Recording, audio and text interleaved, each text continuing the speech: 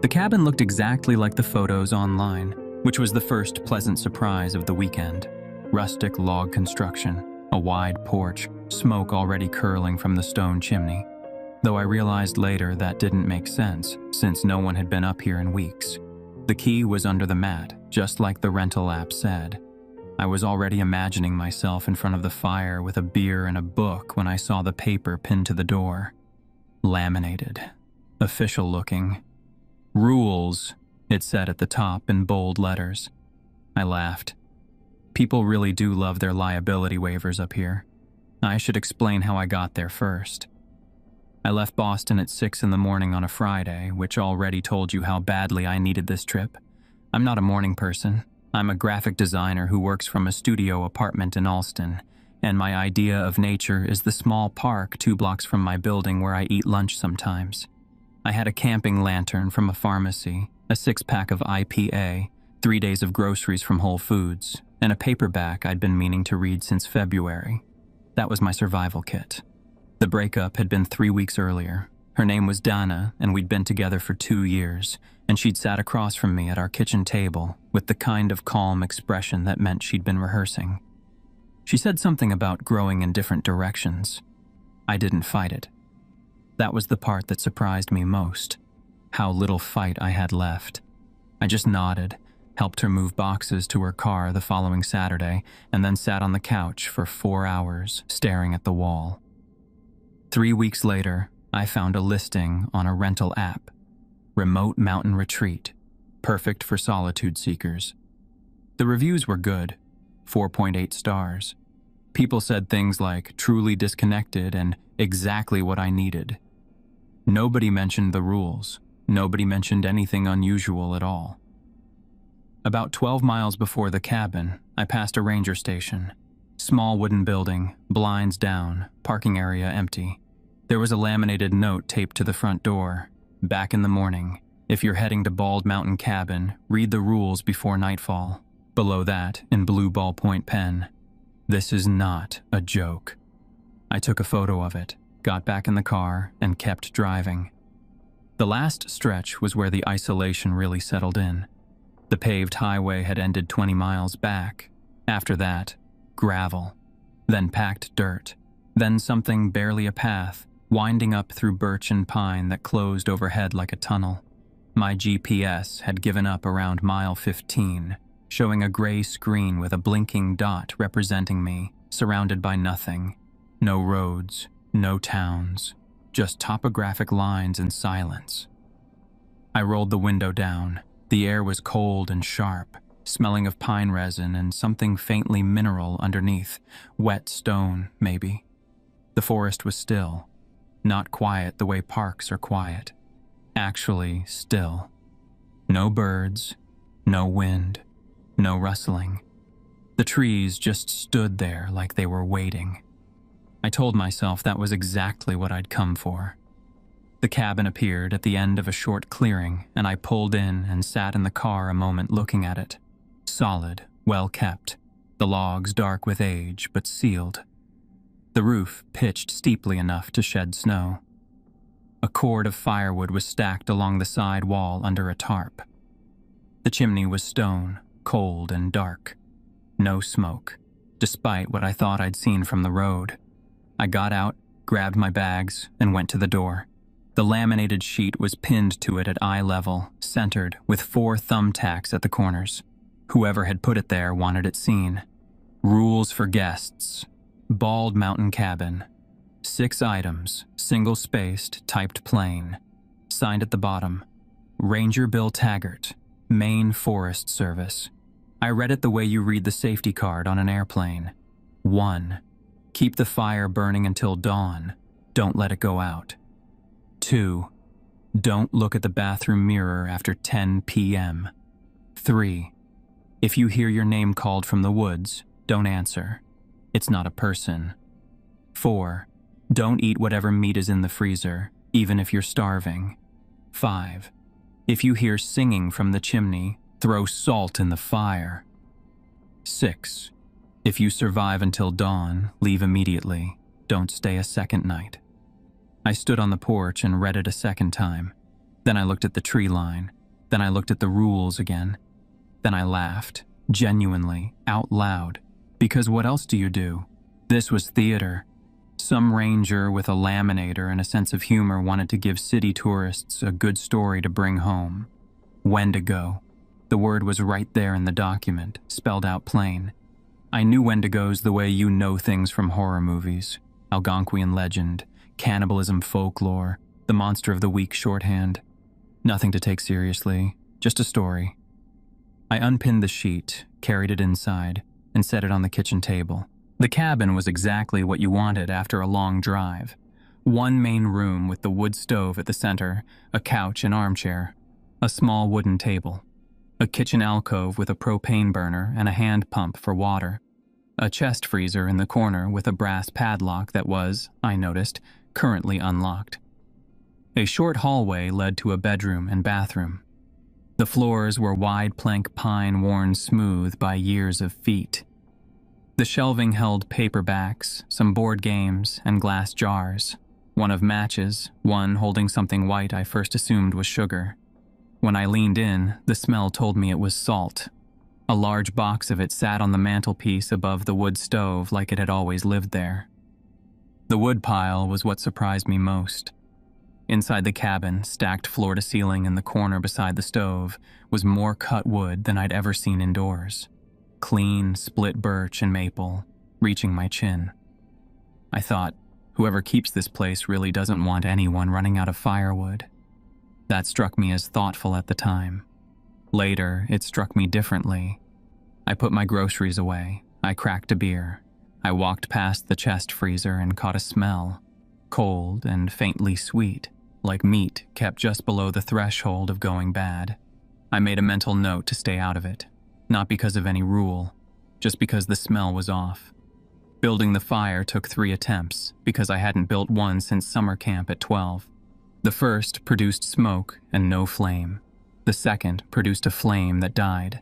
The third, using instructions taped inside the stove lid, someone had actually taped instructions inside the stove lid, caught and held, and within 20 minutes the cabin was warm and smelling of birch smoke. I had a beer open and the paperback out, and the rules were sitting face up on the table across the room. I thought about texting my friend Marcus. He would have found the rules hilarious. I got my phone out. No service, not even one bar. I typed a message anyway. Staying in a cabin with official Wendigo rules. This is either very stupid or very funny. It sat in my outbox, going nowhere. I put the phone down and watched the fire. The dark came down fast out here. 1 minute the forest was gray and readable, the tree line a clear edge against dim sky. The next minute it was black, not dark, black. The windows became mirrors, reflecting the room back at me. I looked at Rule 2 again. Do not look at the bathroom mirror after 10 p.m. I figured the window mirrors didn't count. I ate dinner around 7:30.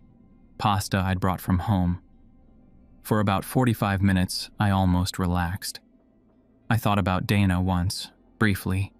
Not with sadness exactly, more with that dull ache for something that used to be there and isn't anymore. Then I stopped thinking about her and read my book. At 9, I heard it. I want to be precise about this because I spent the next few minutes trying hard to explain it away. It started as something vague, a sound in the trees to the north, indistinct enough that it might have been wind or an animal. But it sharpened. It became a voice, and the voice was calling my name. Leo, Leo, help me. I'm lost. I set my book down. The voice was Dana's, not similar, not in the general category. It was her voice, the exact pitch and texture, the way she said my name with the E slightly long, the way she sounded when something was wrong and she was trying not to panic. 2 years of that voice. I knew every shade of it. Leo, please, I'm cold.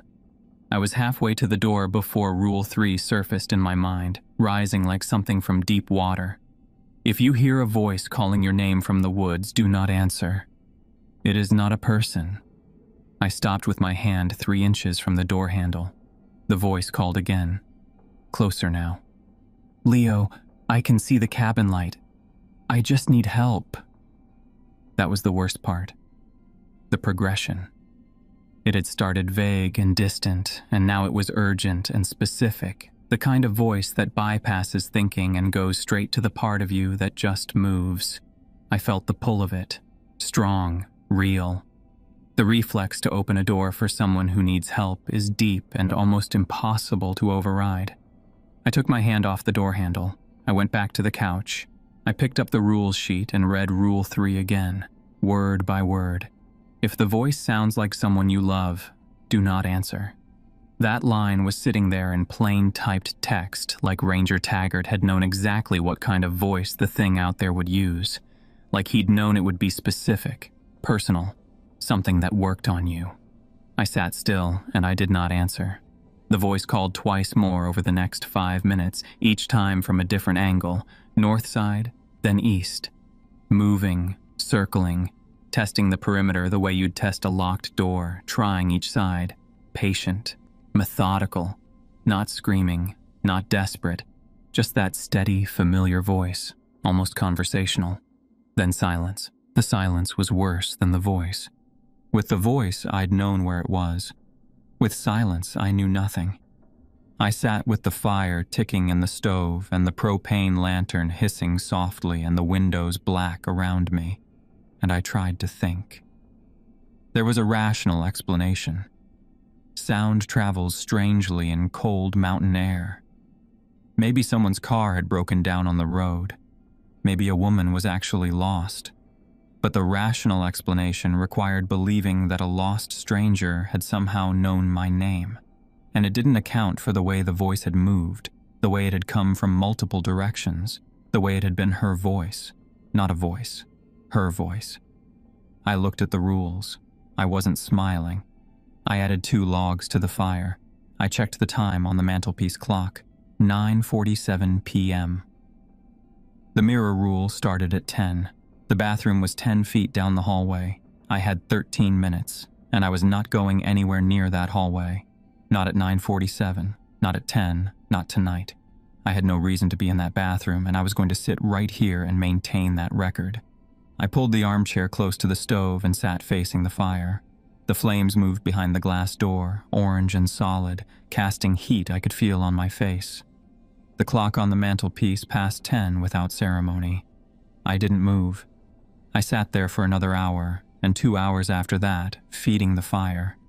The rules were on the table behind me, face up, and somewhere in those 2 hours I'd memorized all 6 of them without meaning to. Whatever had been out there was quiet now, but quiet wasn't the same as gone.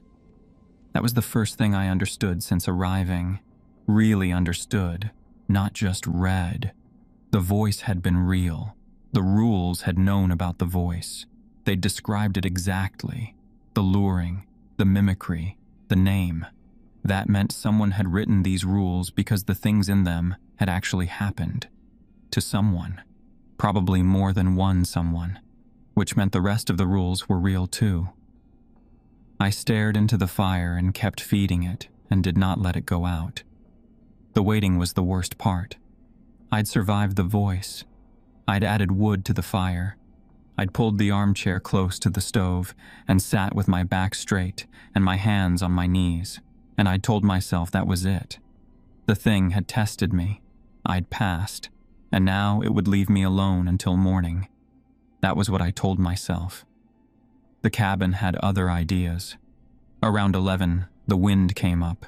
Not the ordinary kind that moves through trees and fades. This was a steady, pressing thing from the north that leaned against the walls like it had actual weight. The logs creaked.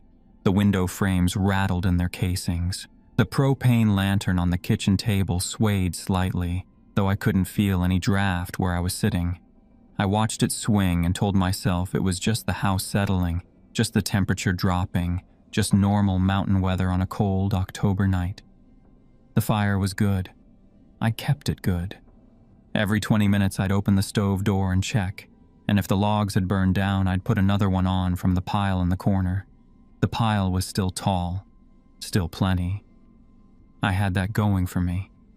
What I didn't have was any real reason to feel safe. I tried to read. I got through half a page before I realized I hadn't absorbed a single sentence and gave up. I tried to think about work. I had a logo project due the following Wednesday, a small brewery in Cambridge that wanted something woodsy and rustic, and the irony of that was not lost on me. But thinking about the job felt so distant and irrelevant that it almost made me laugh.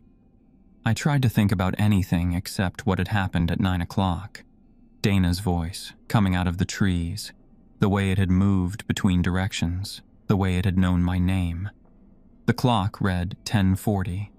I shifted in the armchair and stared at the fire and tried to think of a rational explanation for the voice, the same way you try to explain a noise in the night before you admit you're scared. I went through the list. Sound carries strangely in cold air. Someone was on the road. A woman was actually lost. Every option required the voice to have known my name by coincidence. I dropped the rational explanations at around 10:50 and didn't pick them up again.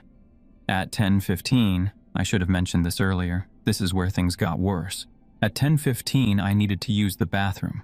It started as a minor inconvenience, an annoyance, the kind you notice and set aside and think, in a minute. I shifted in the armchair. I crossed my legs. I looked at the hallway. 10 feet of wooden floor, the bedroom door on the left, the bathroom door on the right, both closed. The bathroom door had no lock on the outside. I knew that because I'd checked it earlier, before 10, when I was still pretending the rules were a joke. The mirror was in there. Rule 2. Do not look at the bathroom mirror after 10 p.m. The Wendigo uses reflections to reach across. The clock on the mantelpiece read 10:15. I thought carefully about what the rule actually said. Do not look at the mirror. Not don't go in the bathroom. Don't look at the mirror. I was a graphic designer. I was precise about language for a living. Those were two different instructions. You could go in the bathroom without looking at the mirror, keep your eyes down, handle your business, wash your hands looking at the faucet, walk back out. 30 seconds, eyes on the floor the entire time. I told myself that for about 10 minutes. Then I got up. The hallway was colder than the main room. The fire's warmth stopped right at the entrance, and I felt the temperature drop on my face as I stepped in. I moved quickly to the bathroom door, pushed it open without turning on the light. The propane lantern in the main room threw a thin wedge of yellow through the open doorway.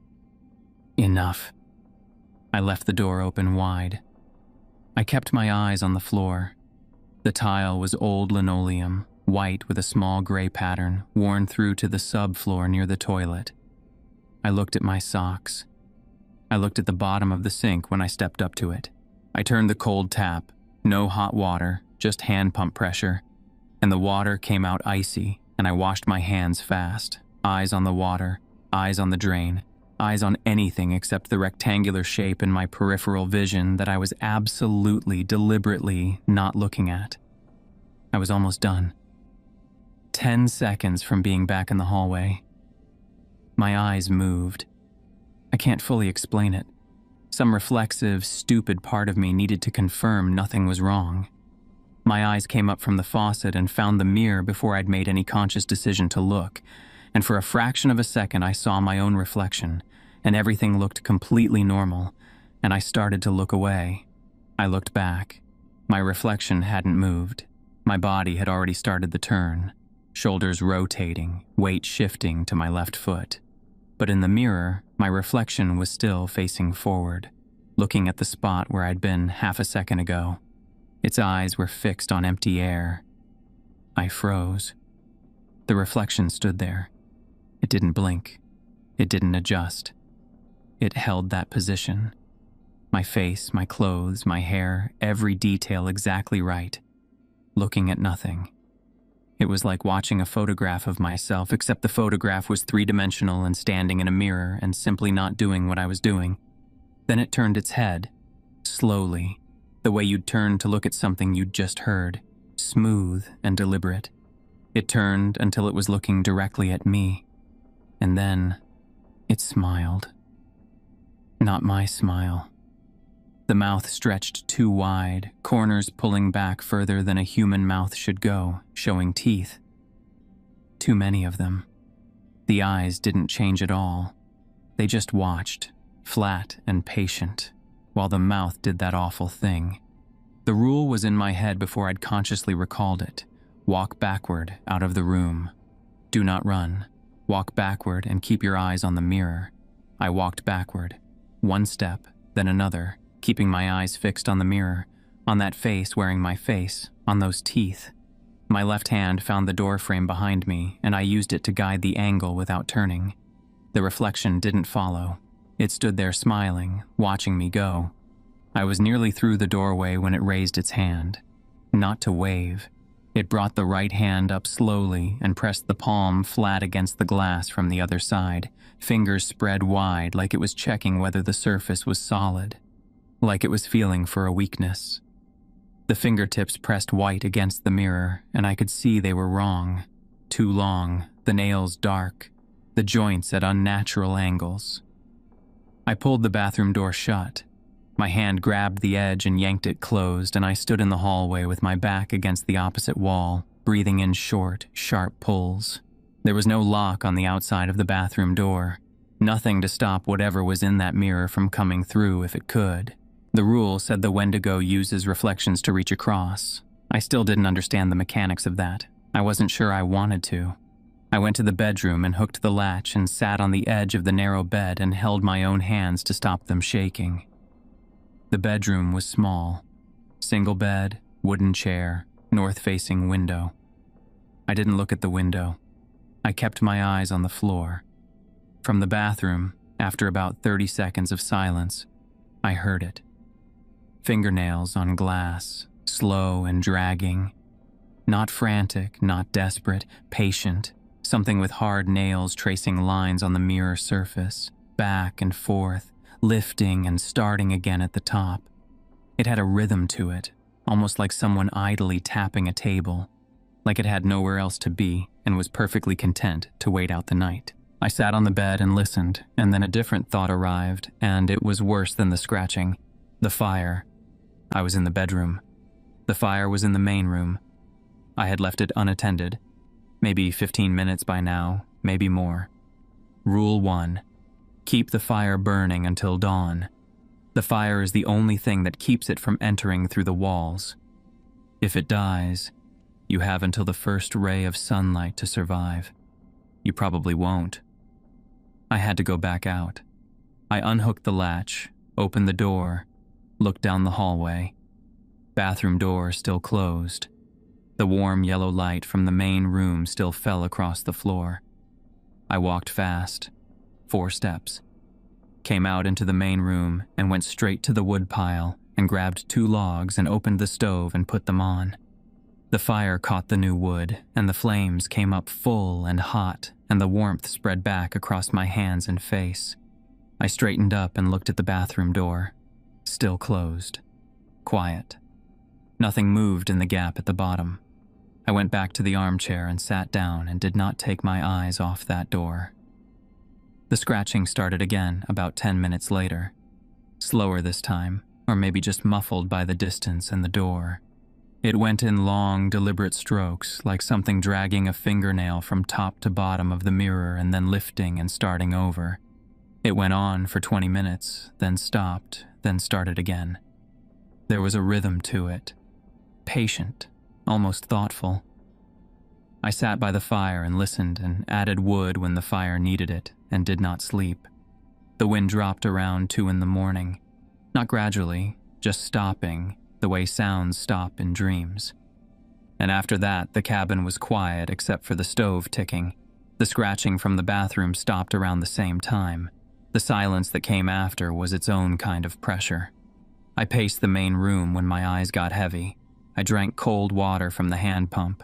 I checked the rules sheet on the kitchen table every 20 minutes or so. I didn't eat. I wasn't hungry. The fear had handled that. The first gray light came through the east window just after 5. I watched it arrive, black first, then dark gray, then the pale flat light of a clouded dawn. The trees came back. Birch trunks, pine branches, the rocky face of the mountain above the cabin. The world outside reassembled itself into something ordinary. something recognizable. I sat in the armchair and felt something loosen in my chest that had been wound tight since 9 o'clock the night before. I waited 20 more minutes until the daylight was solid and clear. Then I got up.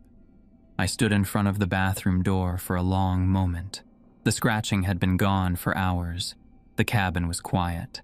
I reached out, put my hand on the handle, and pushed it open. Just a bathroom. Old linoleum, dripping tap, bare wood walls, nothing on the floor. The mirror caught the morning light and showed me myself, unshaved, red-eyed, looking like I'd aged 5 years since the previous morning. My reflection moved when I moved, blinked when I blinked, behaved exactly the way a reflection was supposed to behave. I let out a long, slow breath. I stepped up to the sink to wash my face, and that was when I saw it. The lower right corner of the mirror was fogged, a smear of cold condensation that hadn't been there before, the kind that forms when something breathes close to glass, and written through it, in letters maybe an inch tall, drawn by the tip of something narrow and deliberate. Hungry. I stood there and read it twice. Then I went back to the main room, added 2 logs to the fire, and sat down in the armchair and looked at the rules sheet and started thinking about how I was going to get out of here. It was just after 5:30. I had survived the first night. Something had spent the dark hours pressing its hand against a mirror 10 feet away, and when the light came, it had left me a message, and the message was one word. I was starting to understand that one word explained everything.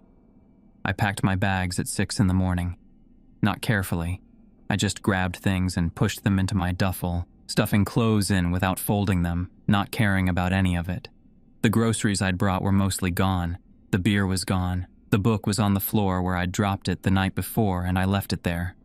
I took the rules sheet off the kitchen table and looked at it one more time, then set it back down. I thought about taking it with me and decided I wanted nothing from this place. I wanted to drive away and never think about Bald Mountain or Ranger Bill Taggart or any of it again. The fire had been burning all night. I left it. It could burn itself out. I grabbed my duffel, locked the cabin door out of pure habit, which was almost funny, given everything, and walked to my car. The morning was gray and cold, the sky low and flat, the trees standing perfectly still in the windless air. Everything looked ordinary. That was the strange thing.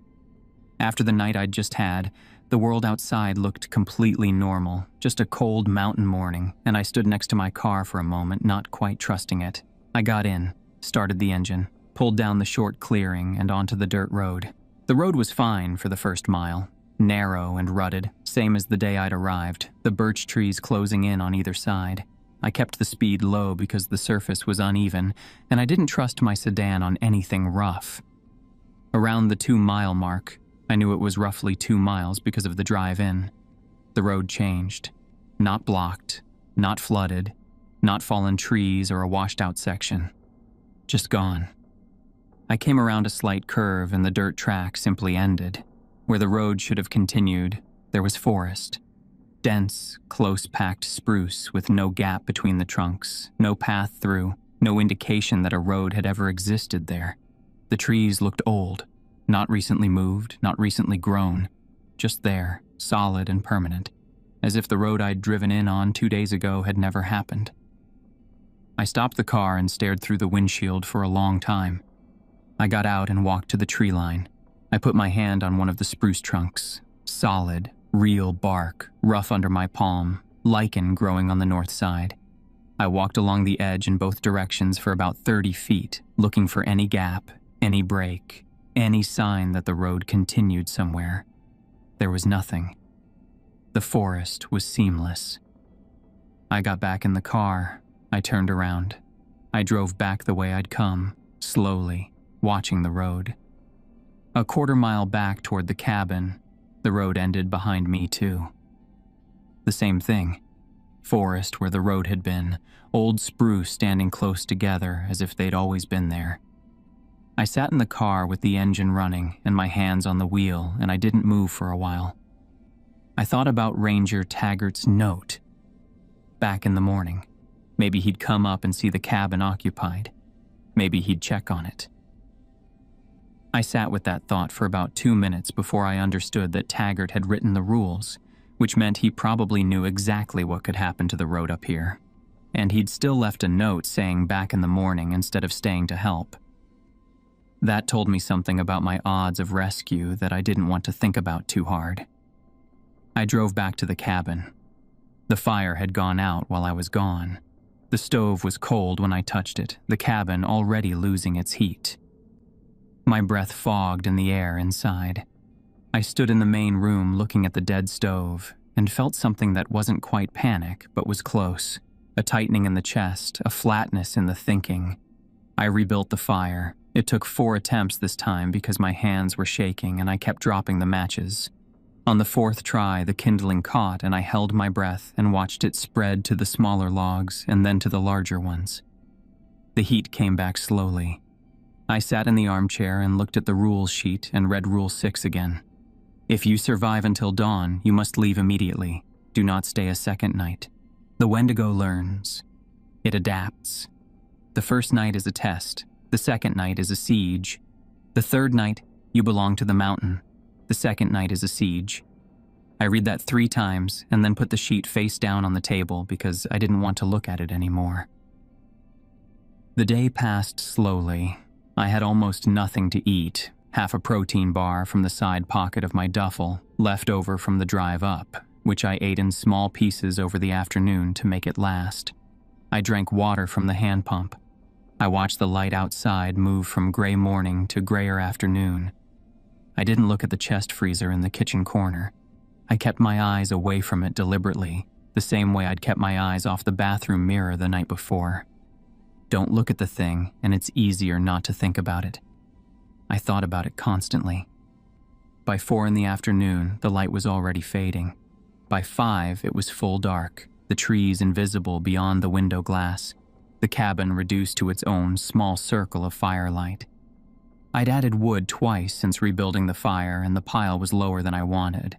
Still enough, probably, but lower than I liked. The hunger arrived the way cold does when you've been ignoring it too long. All at once, suddenly impossible to set aside. I hadn't eaten a real meal since Friday dinner, nearly 48 hours. My stomach had stopped growling around noon and gone quiet in a way that felt worse than growling. A dull, empty pressure sitting below my ribs, making it hard to concentrate on anything else. I looked at the freezer. I told myself I was just going to stand near it, just confirm what was in there so I'd know exactly what I was refusing. I got up and walked to the kitchen corner and put my hand on the lid. The rule said, do not eat any meat found in the freezer, even if you are starving, even if it looks like normal venison. It is not human, but it was once. Eating it will make you belong to the mountain. You will begin to change. There is no cure. I opened the lid. The cold air that came out smelled like the smell I'd caught on Friday. That faintly sweet, slightly wrong smell, stronger now with the lid fully open. Inside, maybe a dozen packages in white butcher paper, labeled in black marker. Most said venison. One near the back had no label at all. One said Winter, 1987 in smaller writing. The ink faded. The paper yellowed at the edges. 38 years in a freezer. I picked up one of the venison packages. Dense and cold through my palms. It looked like normal frozen deer meat, the flat rectangular bulk of something cut and wrapped properly. I held it and thought about how easy it would be to just cook it on the propane burner and eat it and feel better and be stronger for the night ahead. It smelled fine. It looked fine. Then I felt it. Under my palms, a faint rhythmic pressure, barely there. Like something at the very edge of sensation, the suggestion of a pulse, not my heartbeat, not vibration from my hands, something in the package itself, slow and regular, like something sleeping. I dropped it back into the freezer and shut the lid hard and stepped away from it. I stood in the kitchen with my hands at my sides and tried to breathe normally. The pulse, if that's what it was, if I hadn't imagined it, had lasted maybe 3 seconds, long enough to feel real. long enough to be certain I was not opening that freezer again. I went back to the armchair. I fed the fire. I waited. Night settled fully around 7.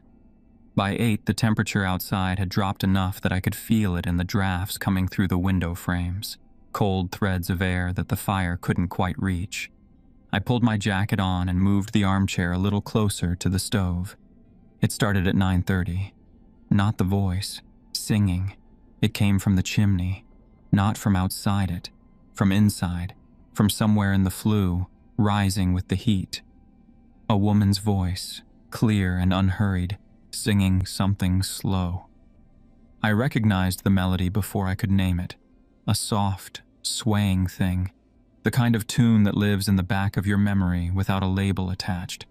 Beautiful in the way that certain things are beautiful when they make you feel something you can't quite name. My eyes were heavy within 30 seconds. Not tired heavy. A different kind of heavy, like something pressing down from outside. Like the weight of the sound itself was physical, settling over me. Rule 5. I didn't finish the thought. I was already on my feet, reaching for the salt box on the mantelpiece. I grabbed a fistful and threw it into the stove through the open door. The fire hissed. The flames went green. A flat, chemical green, vivid and wrong, nothing like any fire I'd ever seen. And in the same moment, the singing stopped, not faded, stopped like a radio cutting out. 1 second it was there, the next there was only the hiss of the fire returning to orange and the silence of the cabin pressing in. I stood in front of the stove with the salt box in my hand and my heart hammering. That had been close. Whatever threshold the singing needed to reach, I'd been almost there in under a minute. If I'd been sitting with my eyes already half closed from exhaustion, I might not have moved in time. The rule said, if you sleep while it sings, you will dream of the cold. You will walk outside in your sleep. You will not wake up. I put the salt box on the armrest where I could reach it without getting up. The scratching started around 10. It began at the north wall and moved, slowly, methodically, around the west side, a rhythmic scraping against the exterior logs that paused at each window before continuing. I could track it by sound, following it around the cabin. It made a full circuit, then started a second, then a third, circling over and over, slow and patient, like something learning the dimensions of the building, learning where the walls were thinnest, where the windows sat, where the door was. After the fourth circuit, it stopped moving and settled against the door. The quality of the scratching changed. Less exploratory, more deliberate. Less like something searching, and more like something that had decided. The door was solid wood with a bolt, and I watched the bolt from the armchair. It didn't move. The sound at the door went on for a long time. I fed the fire. I held the salt box. I watched the door. I did not sleep. The light came just after 5. I was still in the armchair, still awake, the fire still burning. I got up and counted the remaining wood. Stacked carefully, it would last one more night. Barely. I stood there looking at what was left and thought about Rule 6. If you survive until dawn, you must leave immediately. The road was still gone. I'd checked twice during the day. Both times the forest stood where the road should have been, solid and indifferent. I had no way out. 1 night's worth of wood, barely, no food. A freezer full of meat I couldn't touch, and a mirror I couldn't look at, and a chimney I had to watch, and a door that something had spent half the night pressing against. The third night, you belong to the mountain. I put the rules sheet back down and sat in the armchair in the gray morning light, and tried very hard not to think about what belonging to the mountain meant. The third day was the hardest, not because of anything dramatic happening in daylight. Nothing came through the walls while the sun was up. No voice called from the trees. The day was just gray and cold and empty, and I was running out of everything that mattered. No food. The half-protein bar had been gone since yesterday afternoon. I drank water from the hand pump, which helped with the worst of it but didn't touch the hollow ache sitting below my ribs. I hadn't slept in 2 nights, not real sleep, not more than the occasional 10-minute drop that jerked me back awake with my heart going. My eyes felt gritty and wrong, and I kept losing track of things, what I'd just been thinking, whether I'd added wood recently or only meant to. The wood pile was what I kept coming back to. I counted it 3 times through the morning, 8 split logs and some smaller pieces. If I kept the fire at a steady low burn rather than building it up, maybe 5 or 6 hours of heat into the night. After that, I'd be burning furniture. I looked at the wooden chairs at the table and thought, if it comes to it. I looked at the shelving with the board games and thought, those too. I searched the cabin because I needed something to do with my hands and because there were still corners I hadn't checked properly. I hadn't opened the closet at the back of the bedroom, the narrow one with the wooden latch. I told myself there was nothing useful in there. I opened it anyway. A wool blanket, musty but intact. I took that immediately and pulled it around my shoulders. A pair of rubber boots too big for me, a rusted handsaw with a cracked handle, and on the floor of the closet, pushed back into the corner behind the boots, a journal. Old, dark leather cover, worn soft at the edges, no name on the outside. I carried it to the armchair and opened it under the propane lantern. Most of the entries were practical. Dates, weather, trap records, animals. Terse and plain. The entries ran from early winter through late January and then stopped. The last entry was different. The handwriting was loose and slightly shaky, written by someone whose hands weren't steady. It said, "It sang again last night." I answered. I thought it was my wife.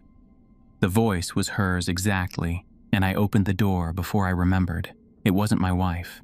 I am writing this to warn whoever comes next. Do not answer the voice. Do not open the door. Burn this journal when you find it. It wants me to write. It is guiding my hand. It wants me to tell you to come outside and see. Don't come outside. Whatever you read here, don't come. I closed the journal and put it in the stove. The fire took the old leather and paper with a sound like a long exhale, and for a few seconds the flames went higher than they had all day, burning hot and bright at the center. Then they settled back down. I stood in front of the stove and thought about the man who'd written those words, the trapper who'd built this cabin in the 1930s, who'd survived here alone through a deep winter, who'd heard the singing and thought it was his wife and opened the door, who had never been seen again, whose cabin had been maintained for 90 years by a ranger who left laminated rule sheets for strangers. I thought about him for a minute. Then I stopped because it wasn't helping anything. The afternoon passed slow and gray. The light faded early, same as every day up here in late October, the sky dimming by 4 and going fully dark by 5. I added a log, set the salt box on the armrest, pulled the blanket tighter. I read the rules one more time, all 6, front to back. Then I left the sheet face up on the table. I wanted to be able to see it without reaching for it. When the dark was full, the Wendigo didn't ease in the way it had the previous nights. The scratching hit the door immediately, hard and deliberate, like it had spent the whole day deciding where to start. Then the voice came from the north side. Not Dana this time. A man's voice I didn't recognize at all, which was almost worse, because there was no specific person to feel grief for. Just my name, again and again, patient and close. Then around 9, the singing began from the chimney. I threw salt before it lasted 10 seconds. Fire went green. Singing cut off. I stayed on my feet after that because the chair made it too easy to let my guard down. The scratching at the door went on. The voice cycled. The man, then a woman, then something that sounded almost like a child but slightly off in pitch. I kept my hand on the salt box and fed the fire when it dipped and watched the wood pile go down. 10 o'clock, 6 logs left. 11, 4, midnight, 2 logs and the smaller pieces. I sat in front of the stove with 2 logs left and I did the math and the math was bad. Maybe an hour of wood. Dawn was 4 hours away. The cold was pressing in through the window frames already, threading along the floor. My breath was faintly visible in the cabin air. That was when the singing changed. Same source. The chimney, the upward drift of sound rising with the heat. But the voice was different. Not the anonymous woman from the previous night. Not beautiful and distant. This was my mother's voice. She died 5 years ago. The last thing she did with any real intention was hum something to herself in the hospital bed while I sat next to her, a melody from when I was very small. I hadn't been able to name it in the years since. I couldn't name it now. But I knew it the same way you know something in a dream, completely and without being able to explain why. It came down through the chimney in her exact voice. I reached for the salt box. My hand didn't move. I don't know how to explain that. I was telling my arm to go, and nothing was happening. My eyes were filling, which I hadn't anticipated, and the fire was going down, and the voice kept going around the melody, and the weight of it was the specific, heavy gravity of something you have lost and cannot get back, different from anything the previous 2 nights had done to me. I covered my ears with both hands and pressed hard. The singing came through anyway, as clear as if it were in the room with me, not up in the chimney at all. I was crying. I'm not going to pretend otherwise. 3 days alone up there with no food and no sleep, and then my dead mother's voice, patient and exact, singing the melody from the hospital room. I sat on the floor in front of a dying fire and cried. That's what happened, and I'm just telling it. The fire dropped to coals while my hands were over my ears. I saw it happen through blurred eyes, the last log going gray, the flames sinking down, the orange glow shrinking to the coal bed. The cold came in properly then, the ambient temperature of the cabin dropping by several degrees in what felt like minutes. The cold that had been waiting outside pressing through the walls now that there wasn't enough fire to push back. 1 piece of wood left, a split chunk about the size of my forearm. I put it on the coals. 20 minutes, maybe 25. I looked at the freezer. The singing hadn't stopped. My mother's voice, unhurried, going around the same melody. 3 nights in, and it had found the exact thing I couldn't hold against. The fire was nearly gone, and dawn was still 3 hours away, and I hadn't eaten in 3 days, and I was on the floor of a cabin in northern Maine holding my ears against a dead woman's voice, and I was so tired. I got up and walked to the freezer. I want to be honest about what I was thinking. I was thinking, fire is almost out. I have no wood. Dawn is hours away. I need to stay functional. I was doing survival arithmetic and not rules arithmetic. I was telling myself that eating would give me enough to last until light. I was telling myself a lot of things. I opened the freezer. I took out the unlabeled package, the small, irregular one, and unwrapped it on the kitchen counter. Inside, meat that looked like venison. Dark red, densely grained, cut cleanly. It smelled like venison. I found a pan under the burner, put it on the gas, cooked the meat. It browned the way meat browns. It smelled normal the whole time. I took a bite. The cold hit me from the inside. Not temperature cold, something else. A cold that moved through my chest from the center outward, spreading slow and certain, like something taking up space that hadn't been empty before. I set the pan down and looked at my hands on the counter. They were pale, paler than 3 days without sun should make them. A grayish pale, a color I hadn't seen in my own skin before. I knew right away. The rule had said it plainly. You will begin to change. And I felt it. Not anything dramatic, no physical transformation. Just a correspondence between the cold that was now inside me and the cold outside the walls. A new connection. And behind the cold, a hunger that had nothing to do with not eating. A different wanting, directed outward toward the dark and the trees. I walked away from the pan. The stove still had coals. I got down on my knees in front of it.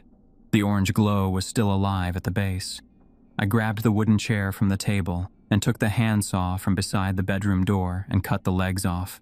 Rough cuts, the dry old wood splitting quickly. I put 2 legs on the coals. They caught fast, dry and resinous, burning hot. The warmth came back. I sat on the floor with the blanket over my shoulders and held my hands toward the heat and felt the fire push back against whatever was waiting outside. The cold inside my chest didn't go away. The fire didn't fix what I'd done. Nothing was going to fix what I'd done. But it held the line between me and the mountain, the same line it had held for 3 nights, and I stayed behind it. The singing stopped around 2 in the morning. I burned the rest of the chair and a shelf bracket I pulled off the wall, and I sat with my back against the stove and waited for the light. It came just after 5, gray first, then brighter. Through the window, the dirt road, the clearing, the birch trees on both sides exactly where they should be. I put my jacket on, picked up my keys, and walked out the door. I didn't pack. I left the rule sheet on the table and the pan on the counter. I got in my car and drove.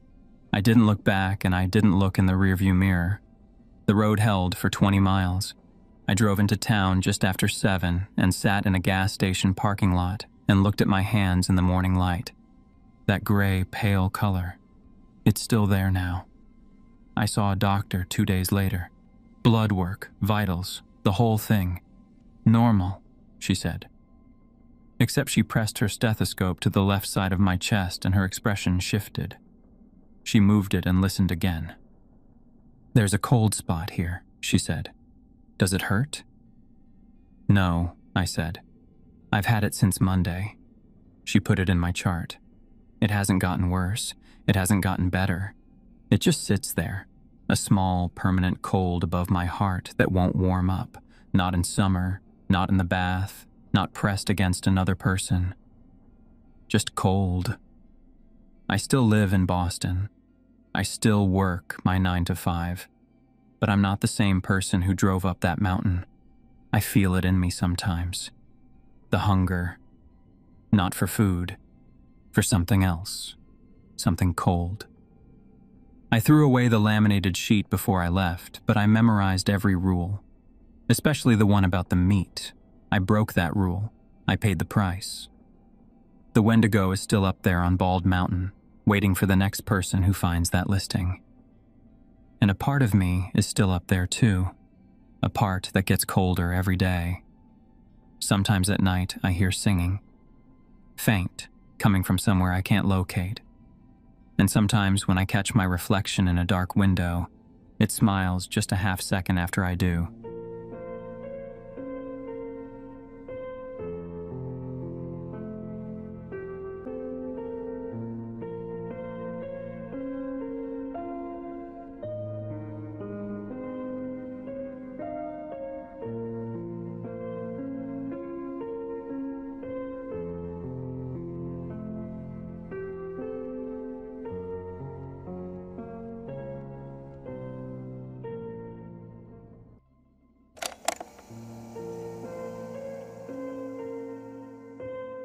The bus smelled like floor cleaner and somebody's leftover fast food, and I was counting coins in my palm when my phone buzzed again.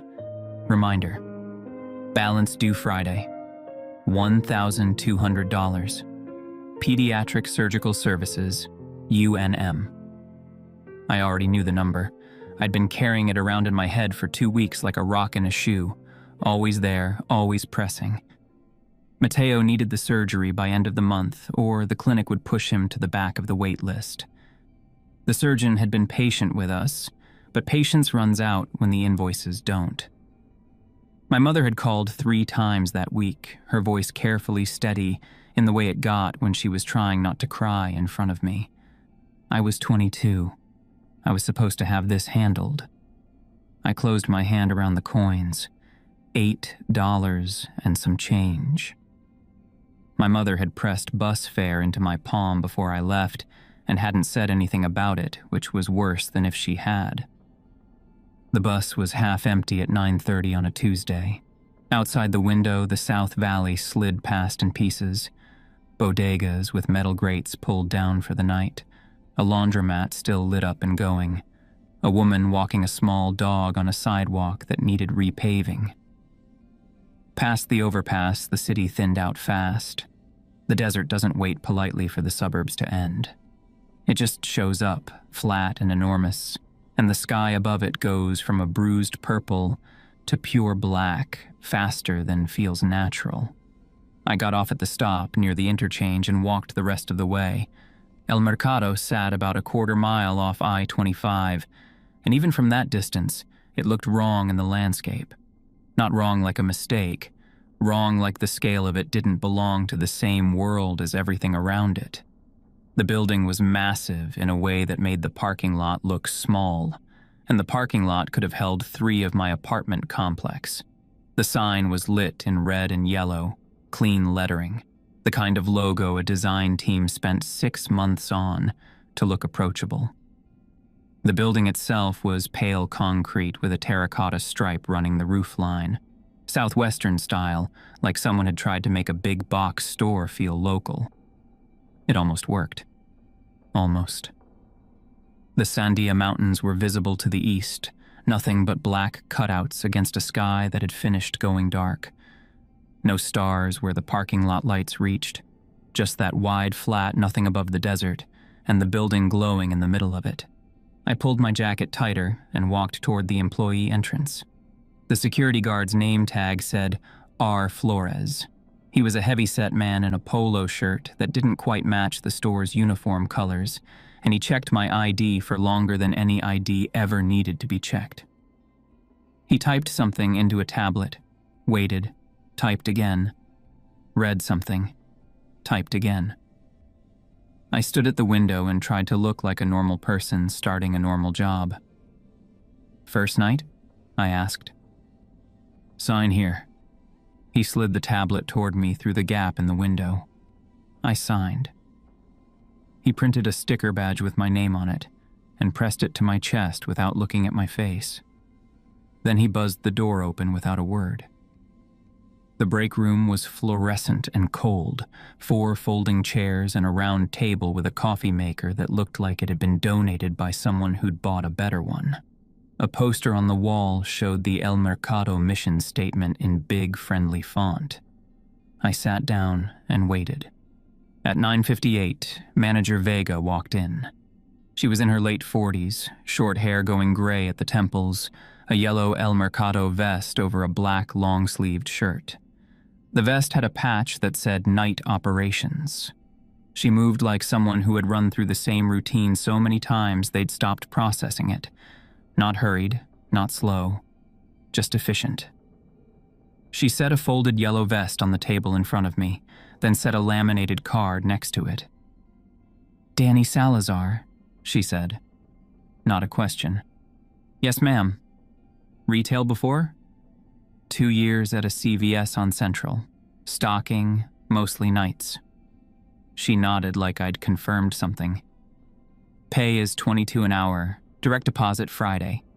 Your shift runs 10 to 5, Sunday through Thursday. Tonight you're in home goods, aisle 14 through 22, resetting displays." She slid the laminated card closer to me. "Read this first." I picked it up. It was heavier than it looked, thick laminate, the kind they used for building access cards. The text was printed small but clear. Night Operations Employee Guidelines, El Mercado. Rule 1. Keep all showroom lights on during your shift. If a section goes dark, leave it immediately. Do not re-enter until morning. Rule 2. Do not enter the kids' corral after 1:10 a.m. The door will be closed. Do not open it. Do not answer if someone calls your name from inside. Rule 3. If the store chime rings without an announcement, face the nearest wall for 60 seconds. Count out loud. Do not turn around. Do not close your eyes. Rule 4. If you encounter an employee without a name tag, hand them a blue receipt from the envelope and walk away immediately. Do not speak. Do not look at their hands. Rule 5. Leave at 4:58 a.m. through loading dock door 3. Not before, not after, not through any other exit. I read it twice. Every job had its quirks. Don't park in lot B, don't use the freight elevator after hours, sign the log before your break. Rules that made sense once you knew the history behind them, or didn't make sense at all but weren't worth arguing about. These were different. These felt like they had been written by someone who'd already been scared once and was doing their best to make sure it didn't happen to the next person. "What's the kids' corral?" I asked. "Children's section. 3rd floor, east wing." She slid a small manila envelope across the table. "Blue receipts. Keep them on you at all times. 4 in there. That's enough for 1 shift." I opened the envelope. 4 slips of pale blue paper, each printed with a $0 total and a barcode at the bottom.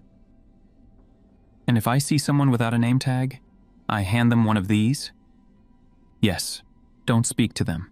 Don't look at their hands. Give the receipt and walk away." I turned one of the slips over in my fingers. "Has that happened? An employee without a name tag?" Vega looked at me for just a moment. One of those looks where something shifts behind a person's eyes without their face moving, like a door closing quietly somewhere in a back room. "Follow the rules and your shift will be fine." She pushed back her chair. "Questions about the stalking assignment?" "No, I think I've got it." She was already standing. Her left hand was gloved, a thin black compression glove, and she kept it angled away from me. I noticed it. I filed it away somewhere and didn't take it back out until later. The store at 10:15 at night was a different building than it was at noon. That sounds obvious, but I mean it in a way that took some getting used to. The ceilings ran 20, maybe 25 feet high, and the fluorescence above them filled everything with an even white light that had no shadows and no warmth. With customers and carts and the PA system going, you probably never thought about the ceiling at all. Alone, you couldn't stop noticing it. The hum of the lights was constant, not loud but continuous, like the building was holding a single breath. My footsteps on the linoleum were the loudest thing in aisle 14. The work was straightforward and familiar. My cart had a printed assignment sheet clipped to the handle, and the shelf tags told me what went where, and I just worked. Toasters, blenders, dish sets in printed cardboard boxes. Lift, position, straighten, move on. The CVS had been smaller and closer, and the night shift there had never quite felt like this, but the work itself was the same. It was something to do with my hands while my brain kept running numbers. $1,200, 3 days until Friday, 22 an hour, 1 shift, 150 some after taxes. The math never came out right. That was the whole problem. I'd been doing it for 2 weeks and it never came out right. I thought about Mateo. He was probably asleep by now. He slept on his stomach with his head turned toward the wall, and he snored quietly. And sometimes in the morning he'd come into the kitchen with sleep lines on his face and tell me about his dreams like they were breaking news. "Danny, there was a horse in the apartment. We had to get it out, but it didn't want to leave." "What did you do?" "Talk to it. Did it work?" He'd shrug. "Sort of. That was Mateo. Everything was sort of workable if you just talked to it long enough." By 11:30, I'd finished 14 and 15. I stopped at the end of aisle 16 to drink some water, looking back toward the front of the store. The main entrance doors were visible. 2 sets of sliding glass, the parking lot lights glowing orange beyond them. No cars moving, nobody outside. Just the flat dark of the desert past the lot's edge. Something about that darkness felt close, like it was pressing against the glass. I went back to work. At 11:47, the store chime rang. 2 soft tones, a ding-dong, the kind that always preceded an announcement. I waited for the voice. Every retail job I'd ever worked, the chime came with a voice right behind it. "Clean up on aisle 6. Register assistance needed at lane 3. The chime was just the signal. No voice came. I stood in the middle of aisle 16, holding a box of dish towels, and waited. 5 seconds. The lights didn't flicker. The hum continued. Nothing happened. Then I remembered Rule 3. I set the dish towels down on the cart carefully, turned to face the shelving unit on my right, and started counting out loud. Low, just above a whisper. 1, 2, 3. It felt ridiculous. I was aware of how it looked. A 22-year-old man standing with his nose 8 inches from a shelf of flour sack towels, counting to himself like a kid during hide and seek. I almost laughed. The laugh was right there, ready to come out. By 8, I didn't want to laugh anymore. The sound started somewhere behind me, from the direction of aisle 17, or maybe the main thoroughfare between sections. It was a dragging sound. Not scraping, not sliding. Something heavier and slower than either of those, like something substantial being pulled across linoleum by something that had no reason to hurry. The pace of it was what got to me. It wasn't moving fast. It wasn't rushing. It was just moving. 15, 16, 17. The smell came at around 20. It was hard to name exactly. Wet paper was closest. Old wood after rain. It reminded me of my grandfather's storage shed, where he kept 30 years of hardware store documents in cardboard boxes, old receipts and order forms and carbon copies going soft in the New Mexico summers, turning fragile at the edges. That smell, but heavier, like it was the only thing in the air. 28, 29, 30. The dragging stopped. I kept counting. I fixed my eyes on a shelf label in front of me. Assorted flour sack towels, 5-pack, $8.99. And I did not blink, and I did not turn around. 53, 54, 55, 58, 59, 60. I turned around. The aisle was empty. The main thoroughfare beyond it was empty. Lights on everywhere. All the same flat white, no movement, no sound except the hum. I stood still for a moment, let my breath even out. The toaster display sat directly across from me on a mid-aisle end cap, a row of them facing out, silver and black, their surfaces polished enough to catch the fluorescent light and reflect it back. I could see myself in the nearest one, warped slightly by the curve of the chrome. Vest, jeans, cart behind me. I looked at the space behind my reflection. There was a figure there. Tall, brown uniform, standing still in the middle of the aisle behind where I stood. I spun around. Empty. The aisle was completely empty in both directions, all the way to the back wall. I looked back at the toaster, just my own reflection this time. Just me and the shelves and the lights. I told myself it was the chrome, the curved surface, the angle. Reflections do that. Pull in things at the edges, invent shapes from lighting and expectation.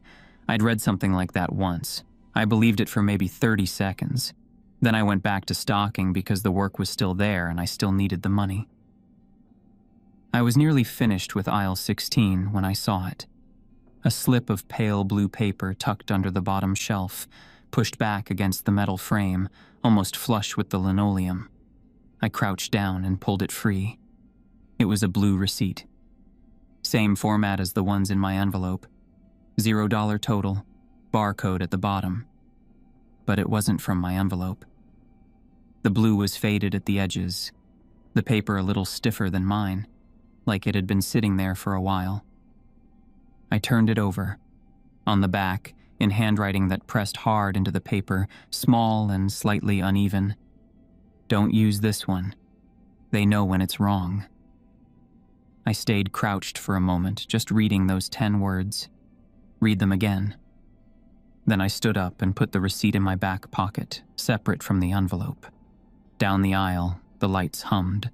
The store stretched in every direction, full of things that had prices, quiet in the way that large spaces are quiet when something has just left them. My phone said 12:02 a.m.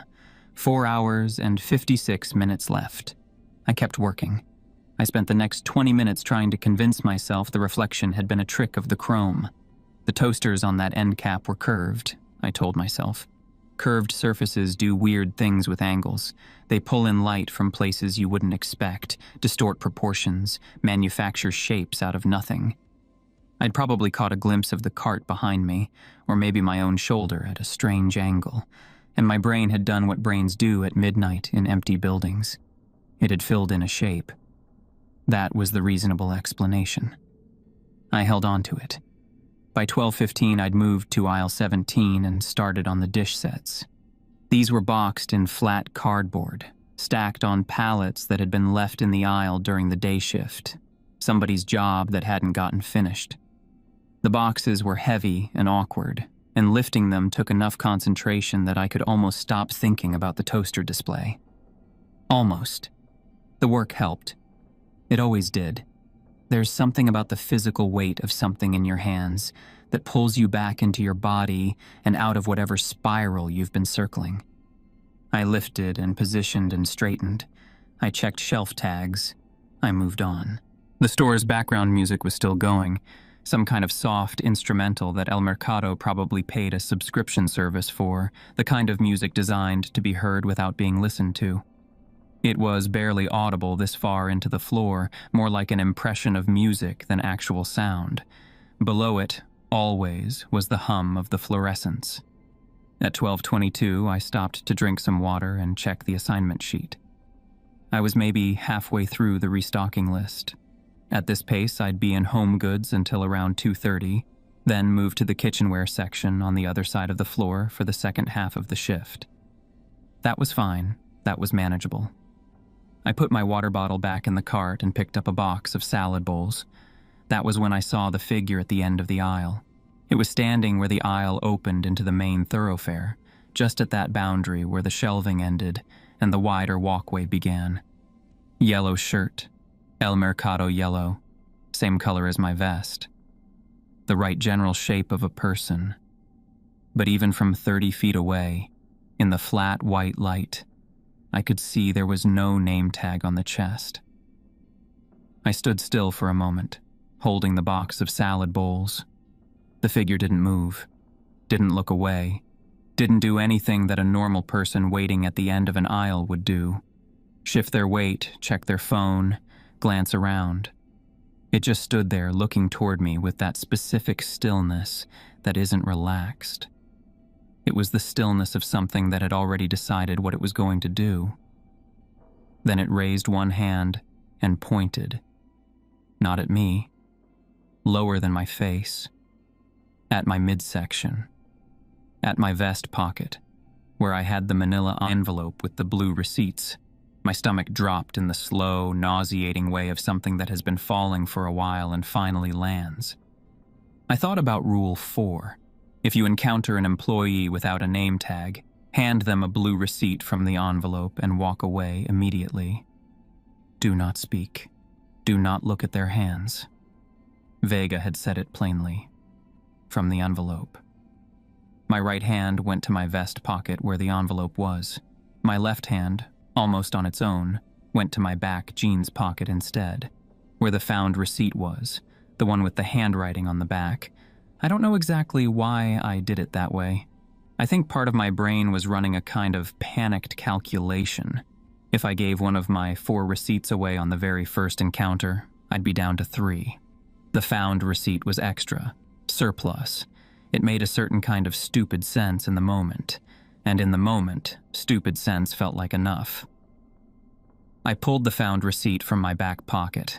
I walked toward the figure, kept my eyes on the yellow shirt, not the face, not the hands. Put one foot in front of the other. The aisle felt slightly longer than it should have, not in some obvious way, just a few extra feet beyond what the shelf count suggested it should be, like the floor had stretched quietly in both directions when I wasn't paying attention. I held the receipt out when I was close enough, kept my eyes angled off to the side, and let go. There was a pause. 1 beat, 2. Then the receipt was taken. I turned to walk away. That was what Rule 4 said. Hand it over. Walk away. Don't speak. Don't look at their hands. I had done 3 of those 4 things. I figured I was close enough. I was wrong. I'd taken maybe 4 steps when the quality of the air behind me changed. The only way I can describe it is that a room sounds different when someone behind you is about to say something. There's a kind of gathering in the air, an intake, a shift in pressure. My head turned before I'd made the decision to turn it. The figure had turned back toward me. Its arms were down at its sides, palms facing outward and upward, the way you might show someone your empty hands. And the palms were... I didn't process it right away. My eyes took in what was there, and my brain sat with it for a moment before the meaning arrived. Both palms had staples in them. Industrial staples, the heavy flat kind from a commercial staple gun, the kind used on packing crates and shipping materials. Not 1 or 2.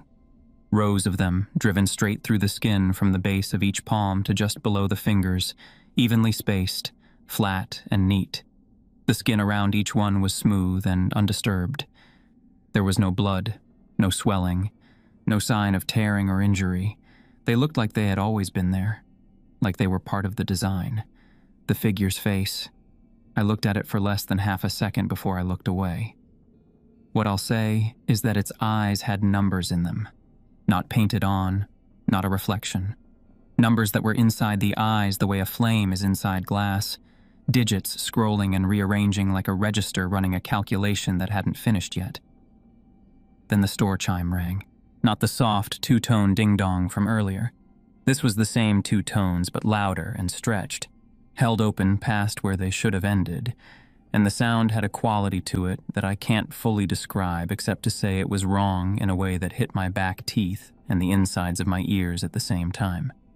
Not quite a bell, not quite a tone, something between the 2, oscillating in a register that felt less like sound and more like pressure. I ran. I didn't think about it. I turned and ran back down the aisle the way I'd come, past my cart, past the unfinished dish sets, past the toaster end cap and the home goods section, and the cheerful promotional displays. I ran toward the back of the store where the double doors to the stockroom were, and I hit them shoulder first at full speed and went through. The stockroom was several degrees cooler than the sales floor. That was the first thing I noticed when I stopped running, the refrigerated air mixing with the smell of concrete and cardboard and the grease from the freight equipment parked in rows near the far wall. Forklifts, pallet jacks, a motorized flatbed cart plugged into a charging station in the corner. The shelving back here ran all the way to the ceiling, 20 feet of metal racking loaded with boxed overstock, shrink-wrapped pallets, inventory waiting to be rotated out to the floor.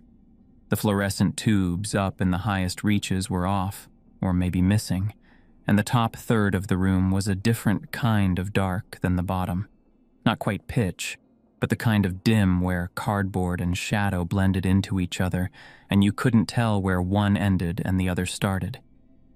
I got behind a pallet stack of water bottle cases, 12 packs of the store brand, and crouched there with my back against a metal support post. My breathing was too fast. I made it slow down. The chime had stopped. Or maybe I'd stopped being able to hear it through the double doors.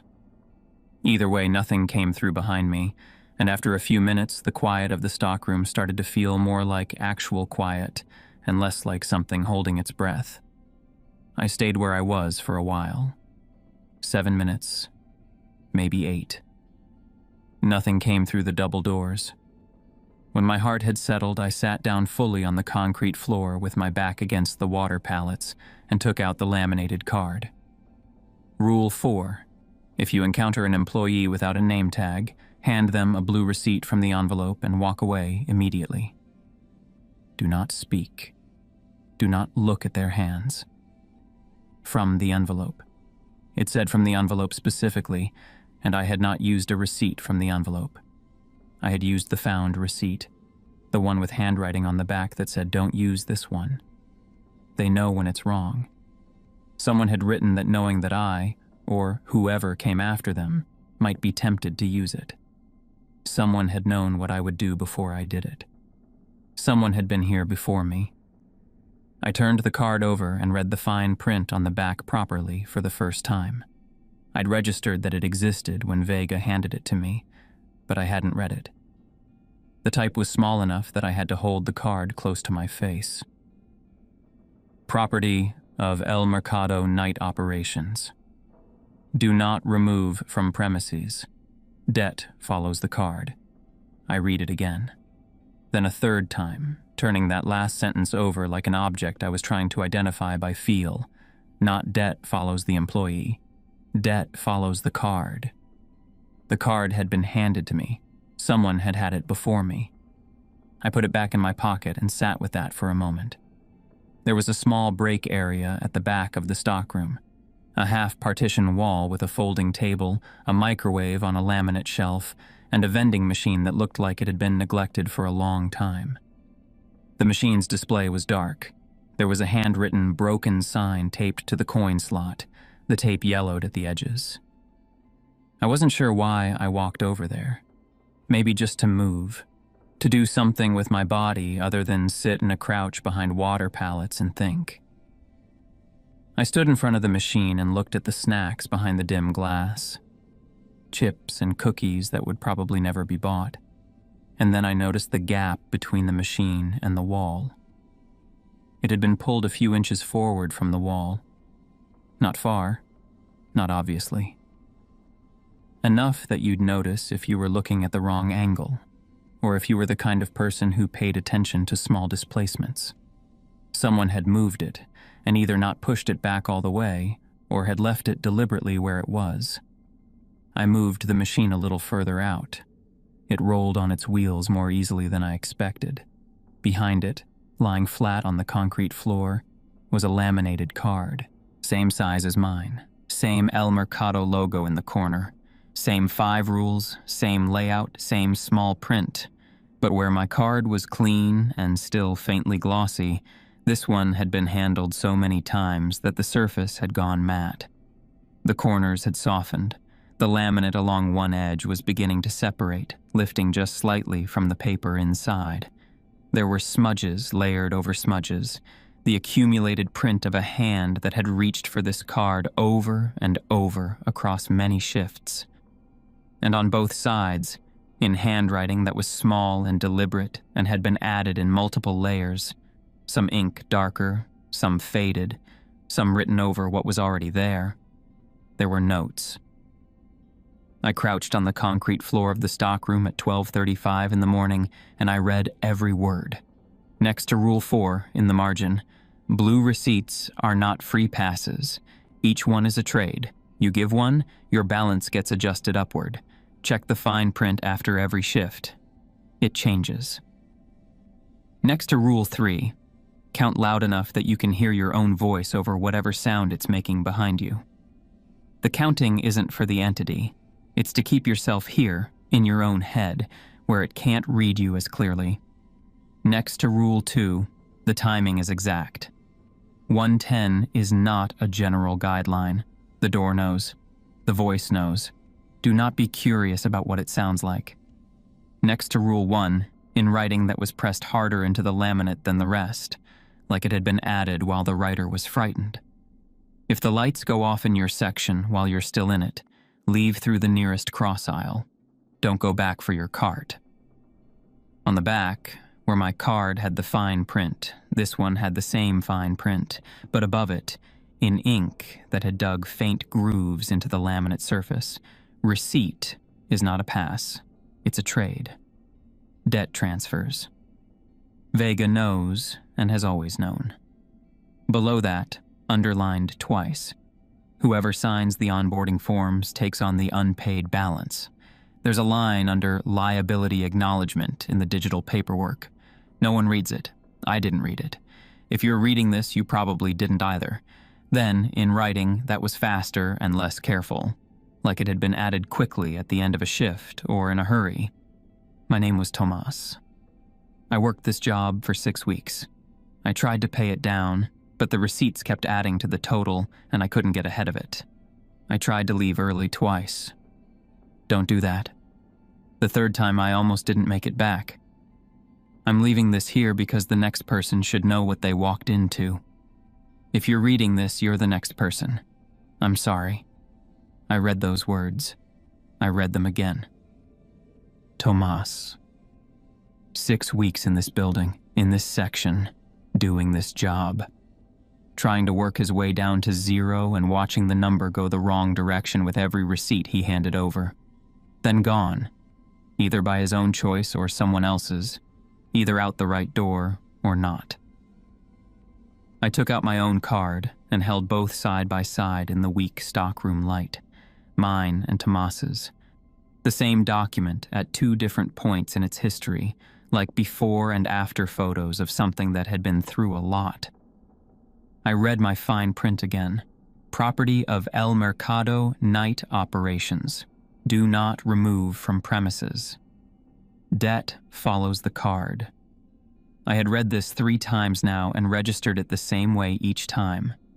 And then I saw, below that line, in print smaller than the rest of the text, the kind of small that made your eyes find something else to land on, a line that had not been there when Vega handed me this card at 9:58.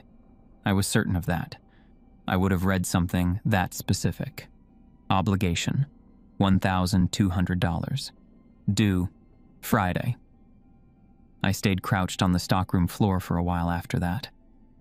$1,200. The exact number on my phone from the pediatric clinic. The exact number I had been doing broken math around for 2 weeks, counting on buses and in my apartment and in the bathroom at 3 in the morning when I couldn't sleep. El Tasador had not guessed. It had not approximated. It had looked at whatever was visible to a thing that reads unpaid obligation, found the shape of my most pressing need, and written it down in official formatting. It had my brother's surgery cost on a laminated card. I thought about Mateo sleeping on his stomach with his face turned toward the wall. I thought about my mother pressing bus fare into my hand.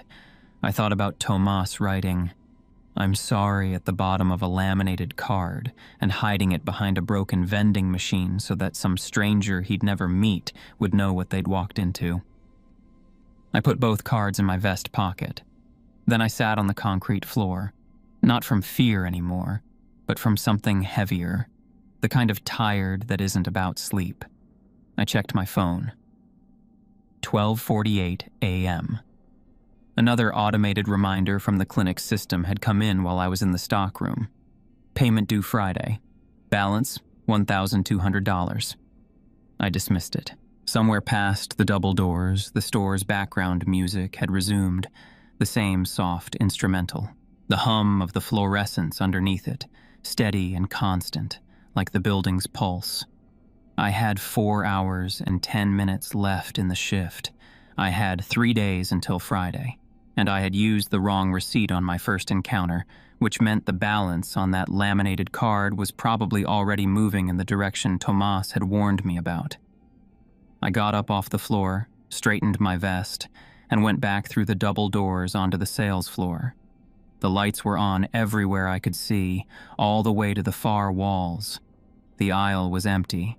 My cart was where I'd left it, the abandoned box of salad bowls still sitting on the top shelf.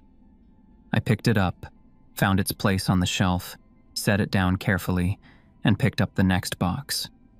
I kept my eyes off the toaster display on the end cap. I did not look at my hands. The math was still the math. $22 an hour and Mateo's surgery and a Friday deadline. The entity hadn't changed any of that. It had just made sure I understood that it had been reading the same numbers I had, and that it had gotten to them first. The 12 minutes between getting back to the sales floor and 1 a.m. were the longest of my life. I tried to work. I picked up where I'd left off on the dish sets because standing still felt worse than moving, and because the assignment sheet was still on my cart and the work still needed doing regardless of what I now knew about the building I was doing it in. My hands moved. My brain ran the same loop it had been running since I'd found Tomas's card on the stockroom floor. He'd been here 6 weeks, He'd handed receipts over and watched his balance climb instead of drop. He'd tried to leave early twice. The third time, he almost didn't make it back, and then he was just gone. I kept my eyes off every reflective surface in aisle 17.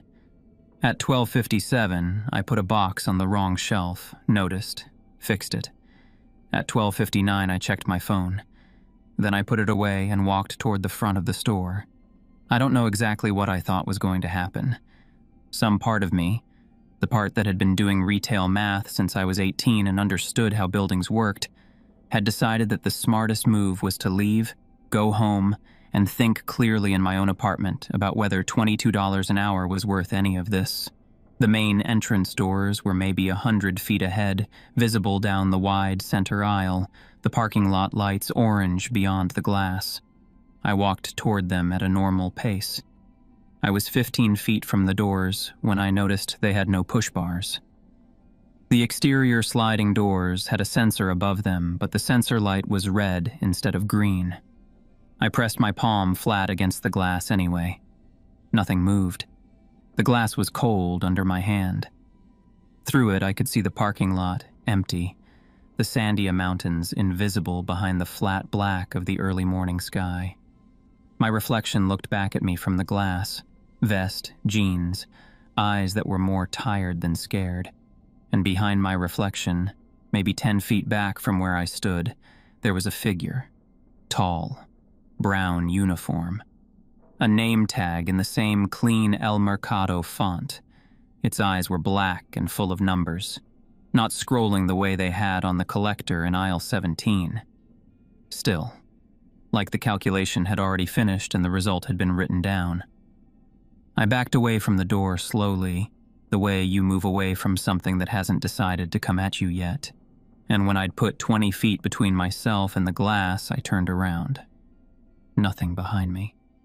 I looked back at the door. The figure was still there.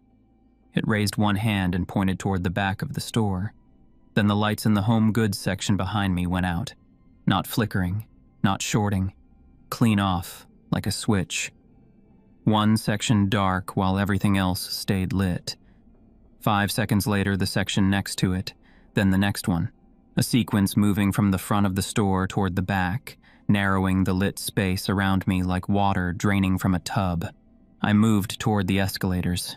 I didn't run, but I moved fast. The escalators were at the back center of the first floor, and by the time I reached them, the dark had eaten most of the front half of the building. I didn't look back at what might be moving in those sections. I kept my eyes on what was lit, and I moved through it. The escalator was running. That seemed wrong. Escalators in empty stores after midnight should have been powered down, but it was moving upward, slow and steady. The steps lit from underneath with that pale yellow light. I stepped on. The second floor was housewares and bedding. The shelving here was lower than the first floor, 5-foot units instead of 8, which made the space feel open and watched from every angle. The overhead signs caught my attention immediately. Everyone I could see was pointing the same direction, not cycling through departments. All of them at once, every backlit arrow on every hanging sign oriented toward the east wing. Kids Corral to 3rd floor. I checked my phone. 1:03 a.m. I took the stairs up instead of the next escalator. The stairwell door was heavy, the push bar cold in my hand. I went through and climbed. My footsteps were loud on concrete. The stairwell had no music, no hum, nothing but my breathing and the echo off the walls. The 3rd floor door opened into the children's section. I don't know what it looked like during the day. At 1:06 a.m., it looked like something assembled by a person who had studied children's sections, but never actually been in one while it was alive. Toys and stuffed animals on their shelves in correct positions, all facing outward for customers that weren't coming. The cartoon packaging colors, reds and yellows, wide printed eyes, wrong in the flat nighttime light. Too arranged, too still. At the far end of the floor, past the toy aisles and the small furniture displays, was a frosted glass door. Kids Corral. printed in El Mercado's rounded font. Below it, soft play area, supervised entry required. The frosted glass was opaque enough that I couldn't see through it. Just a suggestion of pale light on the other side, warmer than fluorescent, steadier. I stopped 20 feet from the door. My phone said 1:07 a.m. I hadn't come here because I wanted to. I'd come because the lights had gone out behind me in a sequence that removed every other option, and the escalators had been running, and every sign on the second floor had pointed this way. It hit me, standing there in the toy section at 1:07 in the morning, that I'd been moved here the way you move a checker across a board. Not forced, just all the other squares taken away. I pulled out both cards, mine and Tomas's. I read his Rule 2 note again. The timing is exact. 1:10 is not a general guideline. The door knows, the voice knows. Do not be curious about what it sounds like. I hadn't intended to be curious. I hadn't intended to be on the third floor at all. At 1:08, I pressed my back against the toy shelves behind me and stayed there with my hands at my sides. I kept the door in my line of sight. The plan, simple as it was, wait past 1:10, wait for the lower lights to come back on, then go back down and finish the shift until 4:58. At 1:09, the voice started. It came from behind the frosted glass. A child's voice, high and uncertain, the kind of sound that gets past whatever part of your brain handles threat assessment and lands somewhere older. Danny. A pause. Danny, I'm scared. Can you help me? It knew my name. I didn't move. I watched the clock on my phone. Danny, it's dark in here. The voice was getting closer to the door without moving toward it, like the volume itself was rising, like a hand turning a dial. Will you come in? I don't want to be alone. Something in my chest was pulling toward the door. Not logic. I knew what was behind it. But the voice was calibrated for exactly the part of me that had taken this job in the first place. The part that couldn't stand the idea of someone small being scared in the dark. Then the voice changed. Not gradually. Between one syllable and the next, the child's voice was simply gone, and something else was using the same air. Adult, level, patient, in a way that wasn't kindness. Patient the way a thing that had been waiting for over a century was patient, because it had more time than I did, and it knew that. You're smart, it said. That's good, but you already used the wrong receipt. I took a step back. The obligation is recorded, it said, still through the glass, still unhurried. It doesn't expire. It doesn't transfer again unless the proper process is completed. 3 seconds. I had already turned when the door opened. Not all the way. A few inches. Enough that the pale, warm light from inside laid a thin strip across the tile floor. Enough for the hand to reach through. It was a large hand, brown sleeve pushed back at the wrist, industrial staples in rows across the palm, and the hand was holding something, pinched between 2 fingers, offered outward. My manila envelope. I reached for my vest pocket without thinking. Empty. I had no memory of it being taken. I ran. I went down the stairs faster than I should have and hit the first floor, moving, and didn't slow until I was through the stockroom doors. I grabbed a box cutter off a shelf near the entrance, not for any real reason, just to have something solid and purposeful in my hand, and kept moving toward the back of the building. The loading dock was through a set of heavy double doors past the freight equipment. I'd seen it briefly on Vega's first night walkthrough, and I remembered roughly where it sat. I found the doors and pushed through into the cold concrete space of the dock. The industrial compactor was against the back wall, green metal, commercial grade, built for cardboard and packaging. There was an access panel with a key switch and a button and a warning label worn mostly away. The key was in the switch, left there by whoever used it last. My envelope was gone.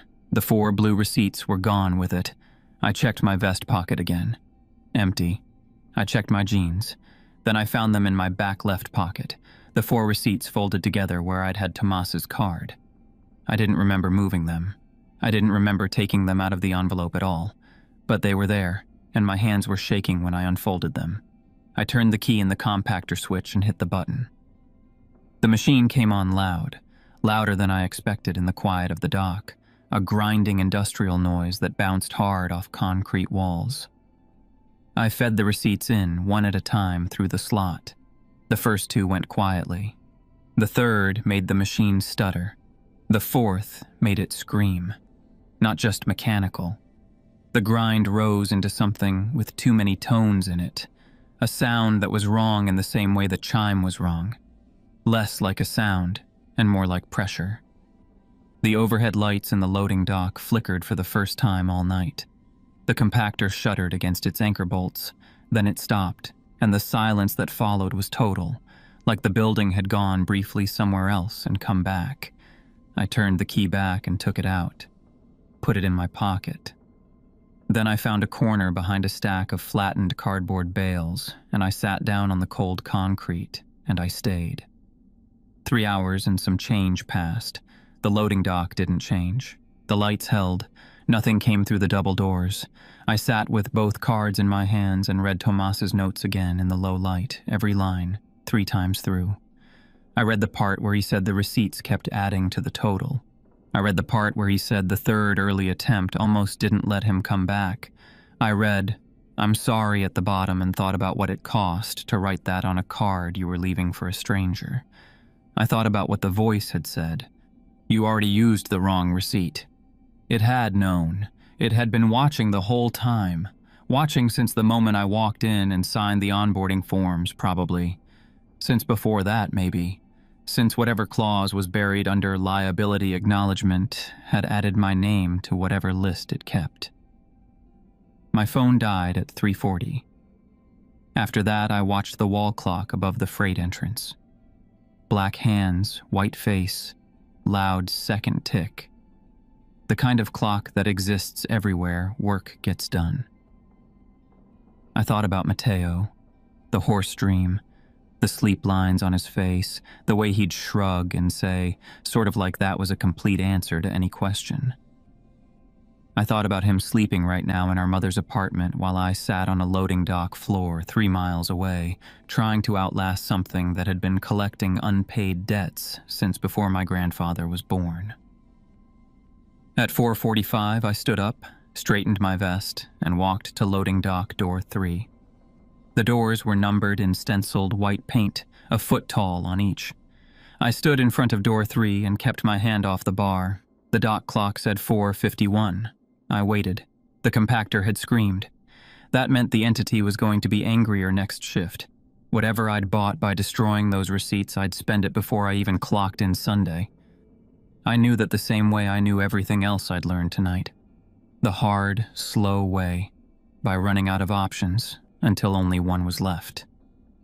4:57. I put my hand on the bar. 4:58. I pushed through. The air outside hit me the way desert mornings do. No transition, just suddenly different. Cold and wide and smelling of dust and the beginning of something. The sky had moved from black to that dark blue that comes just before gray, and the loading dock overhang threw a hard shadow across the concrete. Vega was standing on the apron with a clipboard. She handed me the timesheet without looking up. I signed at the bottom. My hand was still not entirely steady. She took the clipboard back and clipped the pen to it. I looked up at the building behind her. Every light inside was still on. Through the high roof-line windows, the fluorescent glow burned steady and unchanged. Like the building didn't know the world outside, it had almost gotten light. Like it was still open for business and waiting. "Tomas is still in there," I said. Not a question this time. Vega was quiet for a moment. Somewhere out past the parking lot, the desert was beginning to separate itself from the dark, scrub and flat ground taking shape. And somewhere further, the sandias, invisible but there. The kind of country where the old stories settled in the ground and stayed. where debts, according to the oral tradition that had apparently produced whatever lived inside El Mercado, were supposed to go to die. Except they hadn't died. They'd just changed form. "Sunday," Vega said. 10 p.m. She walked back through the side door. I stood on the loading dock with a signed timesheet in my hand, and the compactor key still in my pocket, and the building glowing behind me in the last of the dark. And I already knew what I was going to do. The math hadn't changed. The math never changed. That was the whole point. I folded the timesheet and walked toward the bus stop. The timesheet was a standard El Mercado form, store logo at the top, a grid of hours and pay rates below it. Vega had already filled in the shift hours. I stood on the loading dock apron and looked at the number at the bottom of the column. $154 before taxes. I did the subtraction from $1,200 in my head before I could stop myself. The answer was $1,046. I had been doing that same subtraction for 2 weeks, and it had never come out right. And standing in the early gray of a Wednesday morning with a signed timesheet in my hand, it still didn't come out right. The sky to the east had started changing. The full dark was gone, replaced by something thinner. A long, pale gray seeping in from the direction of the Sandias. The mountains were out there in it somewhere, the way they always were. The same ridgeline that had been watching this patch of desert since before anyone built anything on it. Since before a trading post burned down on this exact ground in 1918 and whatever was in the soil under it found a new kind of building to work with. Vega was writing something on her clipboard. I waited. "You knew," I said. "Before last night. The onboarding forms. The liability acknowledgement. You knew what it transferred when I signed." She didn't look up immediately. When she did, her face was the same as it had been at 10 o'clock the night before. Tired, careful, carrying something heavy in the usual way of people who've been carrying it for a while. "I told you the rules," she said. "That's not the same thing as telling me the truth." She held my look for a moment. "No," she said. "It isn't." She put the clipboard under her arm and leaned against the dock railing.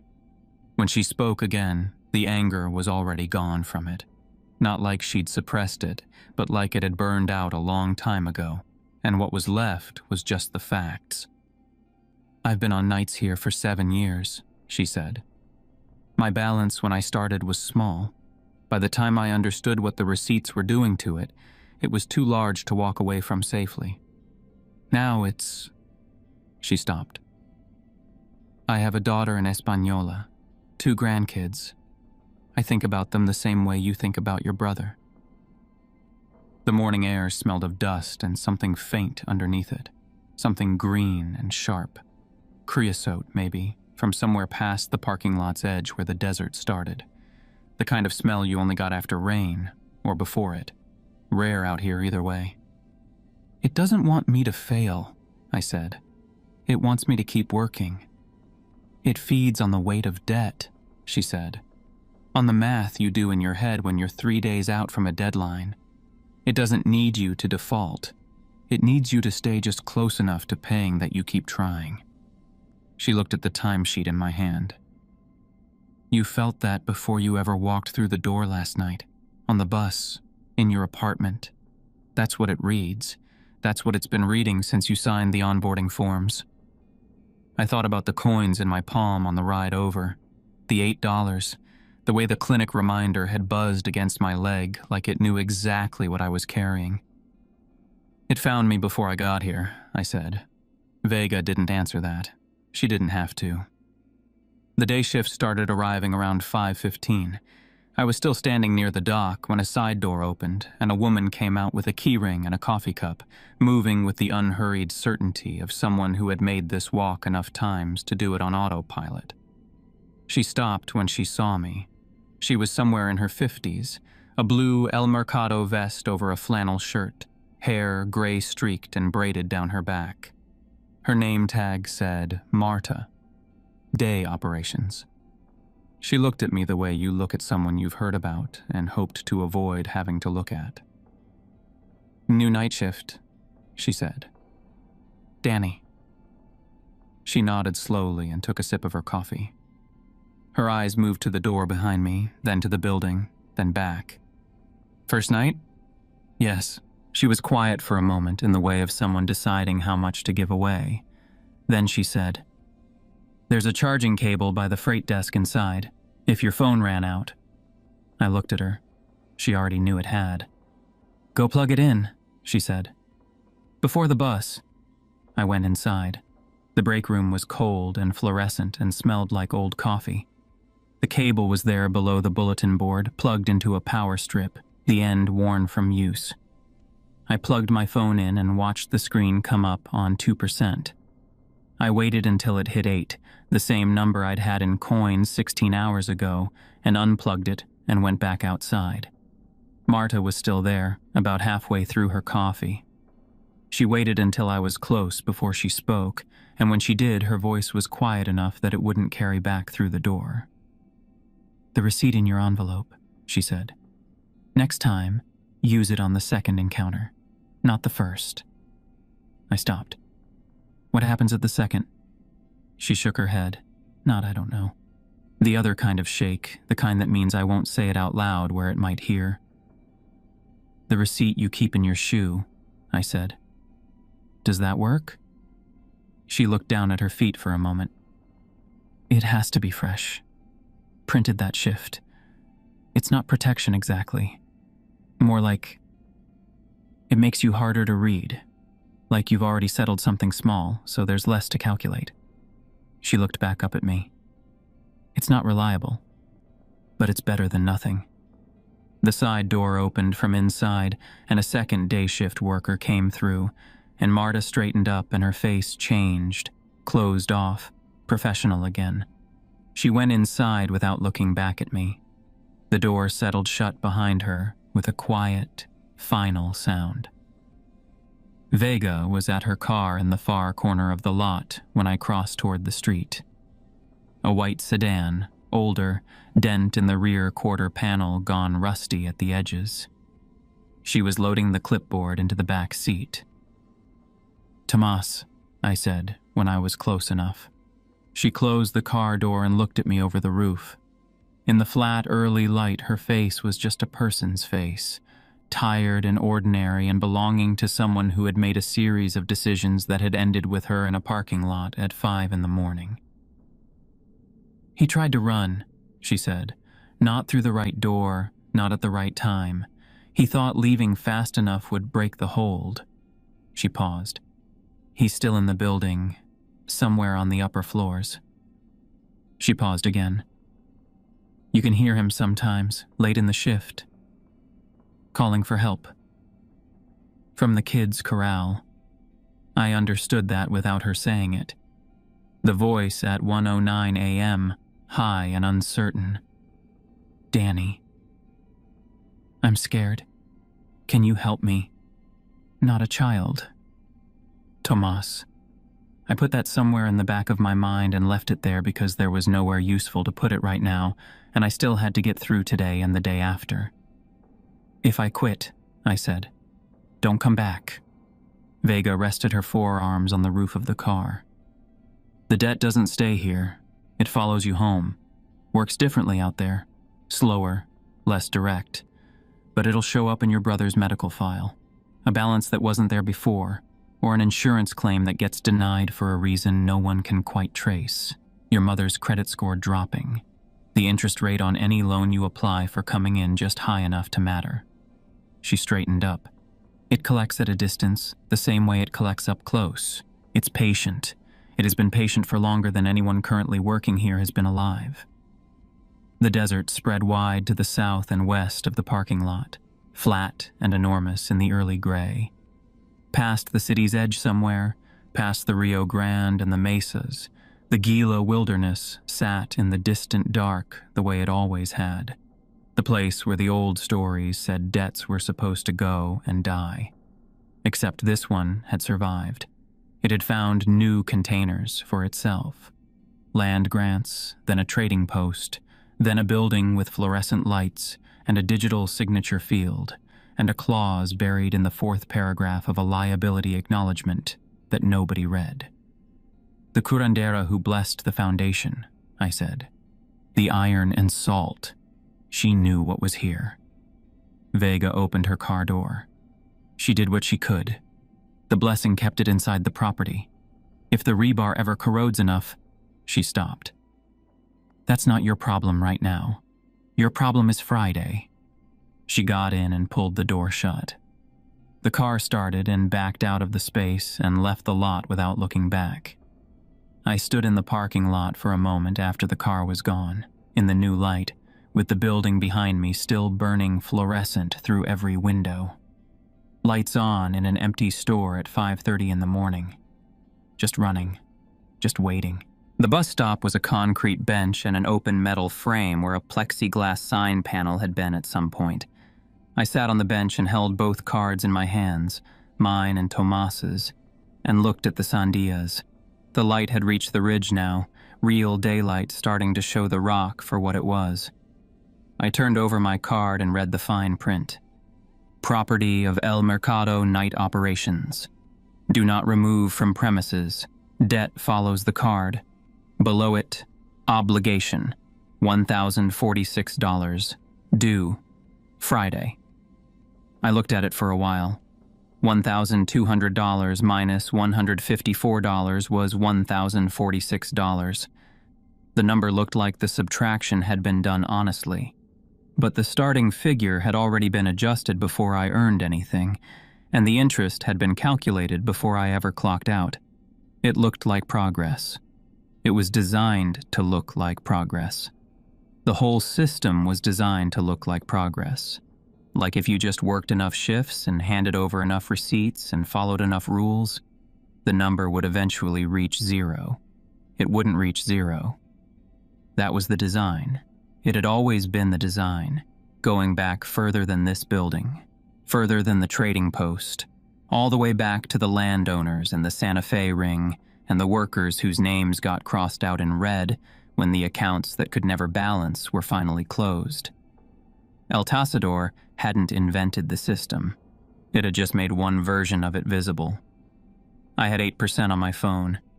I opened it and found the clinic number and called. It rang twice. "Hi," I said.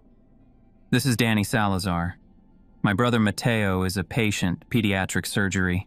I'm calling about the Friday balance." I stopped. "I have part of the payment. I'll have the rest by Friday. I got a new job." A pause. "It's a good job. Great pay.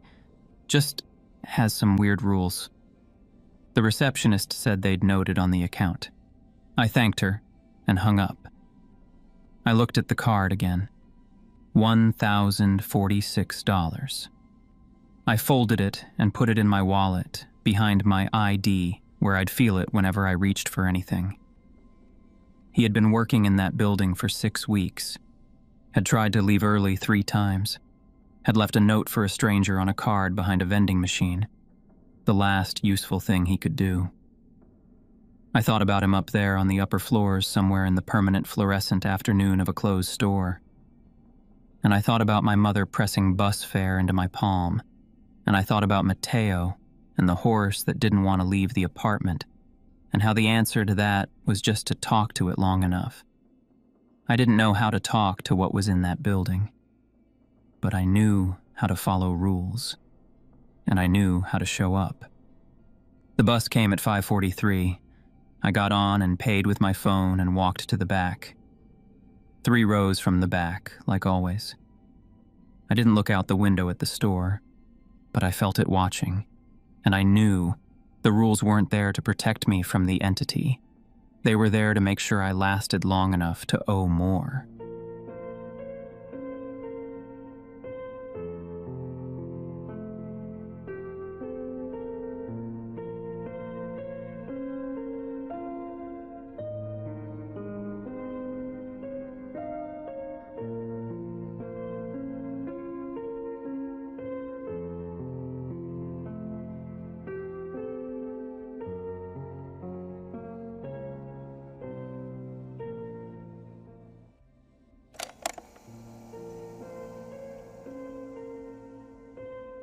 The Greyhound bus from Albuquerque smelled like fast food and stale air, but I didn't mind. I had my phone out, running the numbers on my notes app the way I'd been doing every night for 3 weeks, like maybe if I stared long enough they'd change. They didn't change. Mom's dialysis ran $1,400 a month after what insurance covered. Her last emergency visit, 4 days at Lovelace in February, added another $6,800. My warehouse job at Cottonwood Distribution had paid $17 an hour before they cut me loose in January. Slow down in orders, they said. Nothing personal. The severance covered 1 month's rent and not much else. I wasn't panicking. But I was doing that thing where you keep checking numbers hoping the math will be different this time. The bus hit a bump past the Rio Puerco Bridge and my phone bounced off my knee. I caught it. Outside, the desert stretched flat in every direction, the low mesa ridges going purple in the late afternoon light. February in New Mexico means the sky stays bright until almost 6, then drops fast. My phone buzzed. Lucia. "You're actually going to Gallup," she said. "Bus gets in at 7. "Diego." She said my name the way she always did before saying something I didn't want to hear. "I already took the job." "I know. I'm just saying, Mr. Flores drives Casino Shuttle. There's an opening." "Casino Shuttle pays $12 an hour. This pays $26. She went quiet. $26? With overnight differential. Almost double what I was making at the warehouse. "Why does a bus driver make $26 an hour?" I didn't have a good answer. The listing said experienced overnight route driver needed, sleeper coach, competitive pay. I'd applied because I needed money and I could drive. The interview was a 3-question phone call with a dispatcher named Luis. "Long route," I said. "Gallup to Albuquerque, up through Santa Fe, then south on 285 to the Texas border. Hazard pay for the hours, probably." She made a small sound that meant she wasn't convinced but was letting it go. "How's her blood sugar today?" "Stable. She ate the whole bowl of pozole." "Good. Tell her I called." "You're calling me." "Tell her anyway." There was a sound that was almost a laugh. Then she said to be careful, and I said I'd call when I got to the depot, and I hung up. I looked back out the window at the orange-lit clouds over the desert and thought about Lucia at the kitchen table and my mother on the couch with her feet up and the stack of bills on the counter. Neither of us acknowledged anymore. 26 an hour. I could do this. The Gallup Depot was a low concrete building off historic Route 66, wedged between a closed diner and a tire shop with plywood over its windows. 2 fluorescent lights buzzed above the entrance, one of them flickering in a slow, stuttering rhythm. The sign above the door read, "Southwest Coach Lines" in letters faded nearly to nothing. At the far end of the parking lot sat the bus. It looked old even from 30 feet away. Not rusted, but old in the way things look when age is in the structure and not just the surface. Dark blue, company name in faded white along the side, and stenciled above the windshield in smaller letters, La Durmiente, the sleeper. A woman stood beside it, maybe 60, maybe older, the kind of age that's hard to read on someone who's been tired for a very long time. Short, broad-shouldered, dark fleece jacket with the company logo. Gray hair pulled back tight. She had a limp on the right side. "Diego Mares?" she said. "Yes, ma'am." "Reina Cordova?" No offered hand. She looked me over the way a supervisor looks at a new hire, checking if I was going to cause problems. "You've driven coach before?" "Delivery vans, box trucks. No coach." She made a small sound. Then she reached into her jacket pocket and held out a laminated card. I took it. Index card sized. Lamination peeling at the corners, surface stained with faded coffee circles. The text was typed small. "Read those," she said. "Right now, before anything else." There were 6 rules. The first, count every passenger before departure. Make sure the number is even. If it's odd, ask for a volunteer to take a later bus. Don't explain why. The second, Aisle lights stay on while the bus is moving. If one burns out, replace it within 5 minutes using the spares in the driver's cabinet. The third, no passenger may sleep in a row alone. If one is, wake them and move them. Don't accept excuses. The fourth, if you hear knocking from the luggage compartment, pull over at the next even-numbered mile marker, open the compartment, count the bags aloud, follow specific instructions depending on whether the count is odd or even. The fifth, at exactly 3:33 a.m., stop at the pull-off near mile marker 88, shut off the engine, and count every passenger aloud from front to back while each one says "Presente." And at the bottom, handwritten in red ink that had bled slightly into the laminate, never look at the back row through the rearview mirror. Turn your head if you need to check it. The mirror lies. I read them twice. Then I looked up. What is this? Rules, she said. Rules for what? She looked at me with those tired eyes. For the route. Follow them and you'll be fine. She turned toward the bus. Come on. I put the card in my jacket pocket and followed her. The inside smelled like diesel, old upholstery, and something underneath, dusty and dry, like a space that had been sealed up and left alone. The overhead lights cast yellow. The seats were normal enough, but every other row was slightly reclined, almost like a shallow berth. Curtains hung on rings along the windows. Sleeper coach, Raina said, walking the aisle. Some passengers sleep the whole route. She opened the driver's cabinet. Inside, a spare flashlight, 3 replacement bulb tubes in plastic sleeves, and 2 cloth bags heavy with something granular. Salt, she said before I asked. Rock salt. Keep them in the cabinet. Don't move them. She pointed to a small shape near the base of the steering column, almost hidden in shadow. A horseshoe, iron dark, rusted at the edges. Don't remove that either. Is this a superstition thing?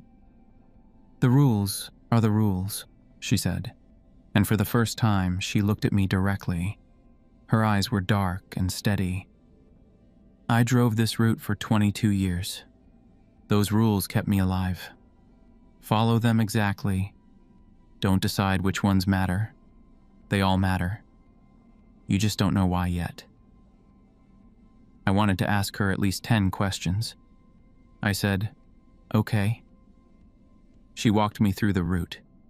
Gallop to Grants, then Albuquerque, north on 25 to Santa Fe, south on 285 through Vaughn and Encino, and the long nothing of the high desert plateau, all the way to the Texas border. 9 to 11 hours with stops. She showed me the radio. Luis at dispatch, frequency preset, checking in around 11 p.m. and again near 3 a.m.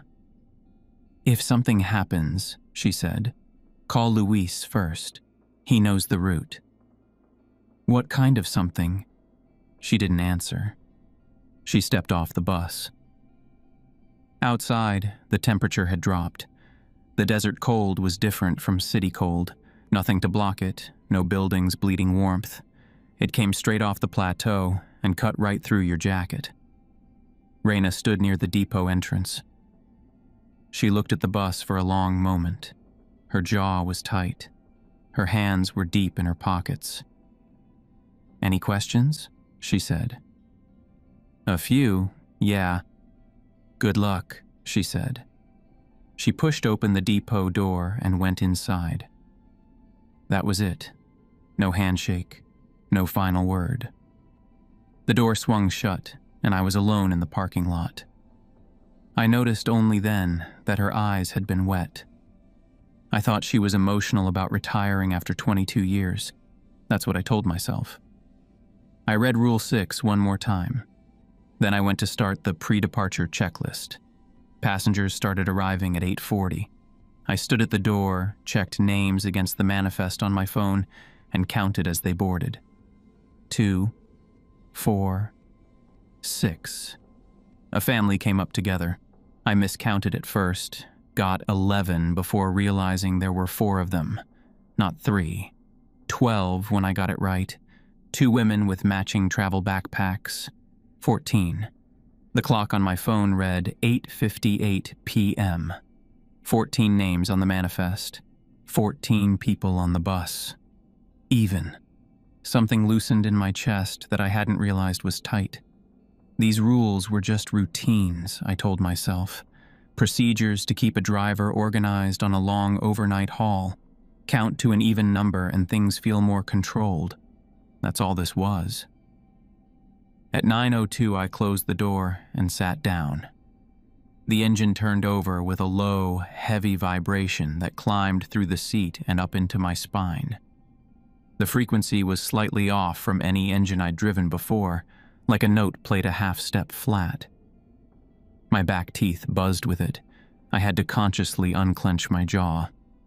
The overhead lights flickered once, a single pulse, like a blink, then held steady at their yellow glow. I touched the iron horseshoe below the steering column.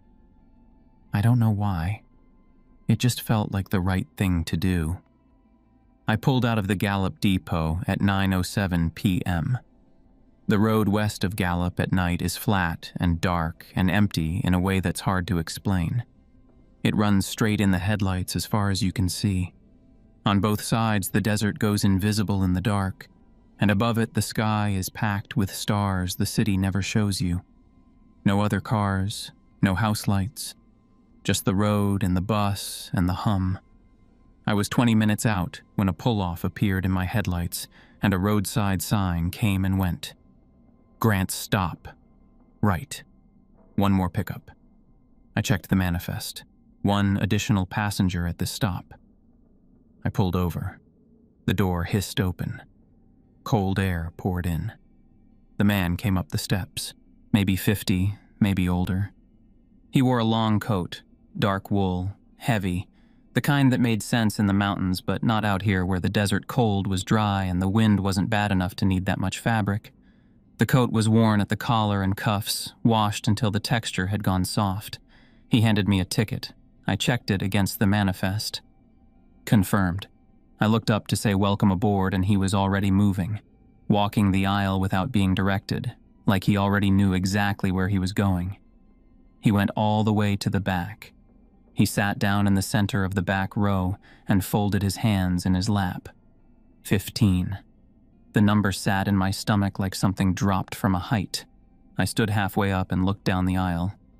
"Excuse me," I said, loud enough to carry. "Is anyone willing to take the next departure? There's a scheduling issue I need to sort out. Full ticket compensation." Nobody moved. The 2 women had earbuds in. The family was already settled. The man with the travel pillow hadn't opened his eyes. From the back row, nothing. I sat back down, put the bus in gear, and pulled onto the highway. 15 passengers. Odd. I could feel it like low static, like a noise right at the edge of what you can hear. I told myself it was nerves. I told myself I was taking a worn-out laminated card too seriously, that Reina Cordova had spent 22 years alone on these highways and had built up rituals to cope with it, the way people do. That's what this was. Rituals. Nothing more. The desert on both sides was solid black. The stars were extraordinary. I drove for maybe 10 minutes before the smell reached me, drifting forward through the ventilation. Old wool, dry dust, and underneath that something more mineral, like dirt that hadn't seen water in a very long time, like the inside of something sealed up and forgotten. I looked in the rearview mirror. Reflex. Muscle memory. A driver checks the mirror.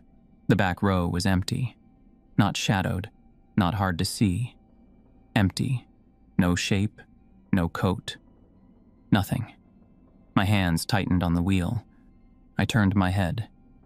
He was there, center of the back row, coat on, hands folded in his lap, eyes fixed on the seat in front of him. Not sleeping, not moving, just sitting the way you sit when you've been in the same position for a very long time. I turned back to the road. Never look at the back row through the rearview mirror. The mirror lies. My heart was doing something complicated in my chest. I gripped the wheel and stared at the highway and tried to think about real things. Payments, bills, my mother on the couch, Lucia at the kitchen table. Things that were solid and made sense. But my eyes kept wanting to go back to the mirror. I wouldn't let them. I kept my gaze on the road, on the white center line unrolling in the headlights all the way out to where the light ended and the dark took over. I understood. Somewhere behind the part of me still insisting this was nothing, that I had already broken a rule, not even an hour in. The bus hummed in that slightly wrong key, the stars burned cold above the highway, the desert was empty in every direction. And behind me, in a seat that showed up empty in the mirror, a man in an old wool coat sat perfectly still. I drove faster. I drove for the next hour and a half and didn't look in the mirror once. That sounds easier than it was.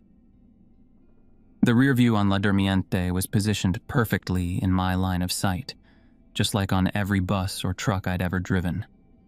Not looking at it took active effort, the kind where you keep catching yourself starting to glance and having to stop.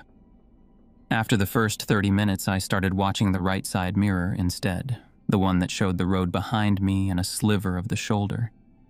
That mirror was fine, according to the card. Only the rear view was the problem.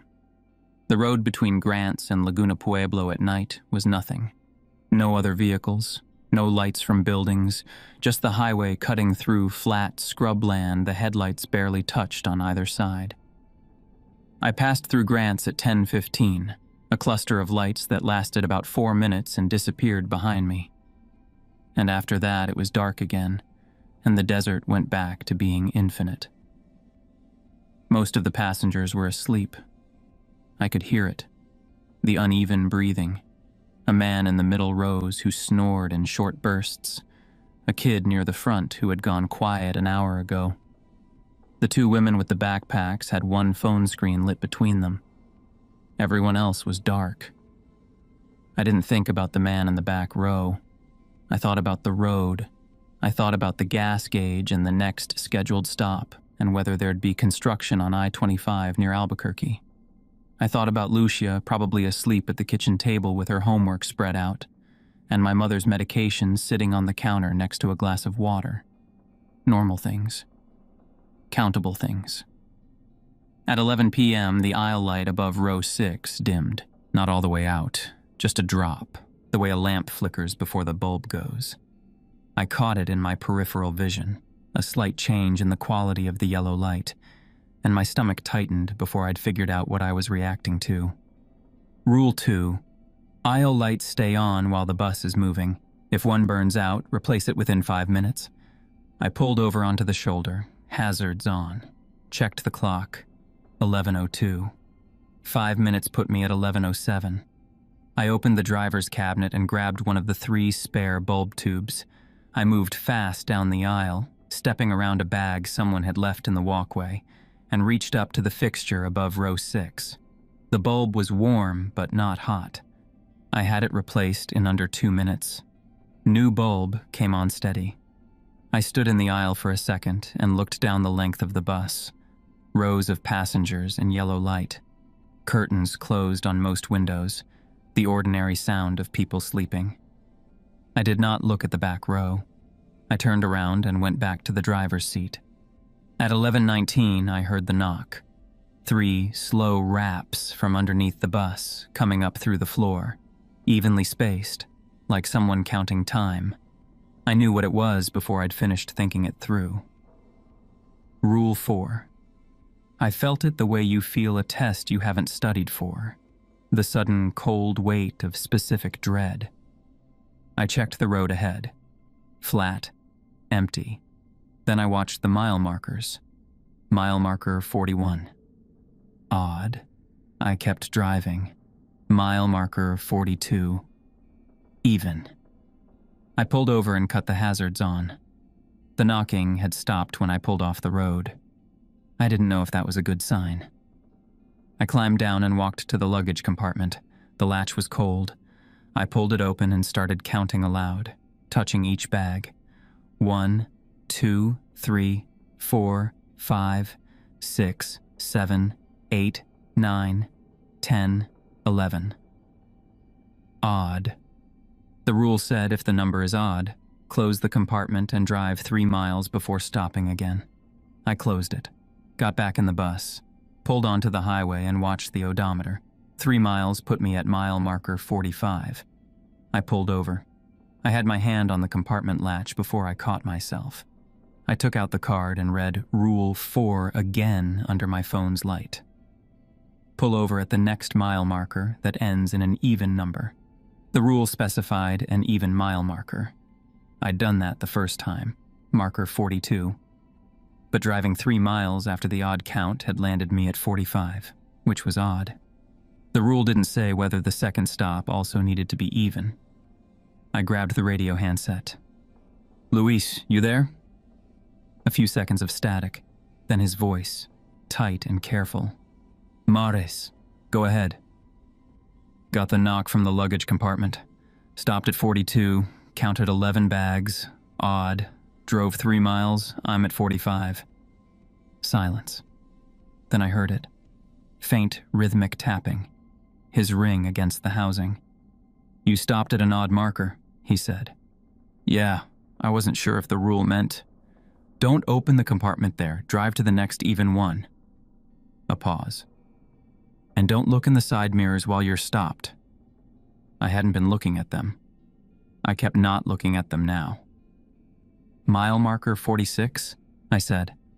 "If that's the next even one, and Mares." His voice dropped slightly. "Count carefully." I drove 1 more mile to marker 46, pulled over, got out, kept my eyes off the side mirrors as I walked to the compartment. I opened it and counted again. 1, 2, 3, 4, 5, 6, 7, 8, 9, 10, 11, 12. 12. Even. 1 more bag than before. I stood there staring into the compartment. 12 bags now. Either I'd miscounted at marker 42, which was possible, I'd been nervous, or something had changed. I closed and latched the compartment and walked back to the cab. The knocking did not come back. I drove with both hands on the wheel and tried not to think about what a 13th bag would look like, appearing in there in the dark while the bus rolled down the highway. At 1 a.m., a woman screamed, short and sharp, cutting off fast when she woke up fully. I hit the brakes on reflex and almost swerved before I got myself steady. I eased onto the shoulder and stood up. "Everyone okay?" Row 7. A woman, late 30s, dark hair, was sitting upright with her hands flat on the armrests. Her face was pale. The 2 passengers sharing her row had woken and were looking at her. "I'm sorry," she said. "Bad dream." I walked back to her. "You all right?" "I have water in the cabinet." She shook her head. "Someone was sitting on my chest," she said, then seemed to hear how that sounded. "In the dream. I'm fine." I looked at her row. 3 passengers, her in the window seat, a middle-aged man in the aisle, and a younger woman between them. Nobody was alone. Rule 3 didn't apply here. "Take a minute," I said. "We're stopped." I walked back toward the driver's seat and was almost there when I saw row 12. The man in the worn coat was there. He had moved. The last time I'd actually checked his position, he'd been in the back row. Now he was in row 12, window seat, alone. No one else in the row. Rule 3. I stopped and looked at him.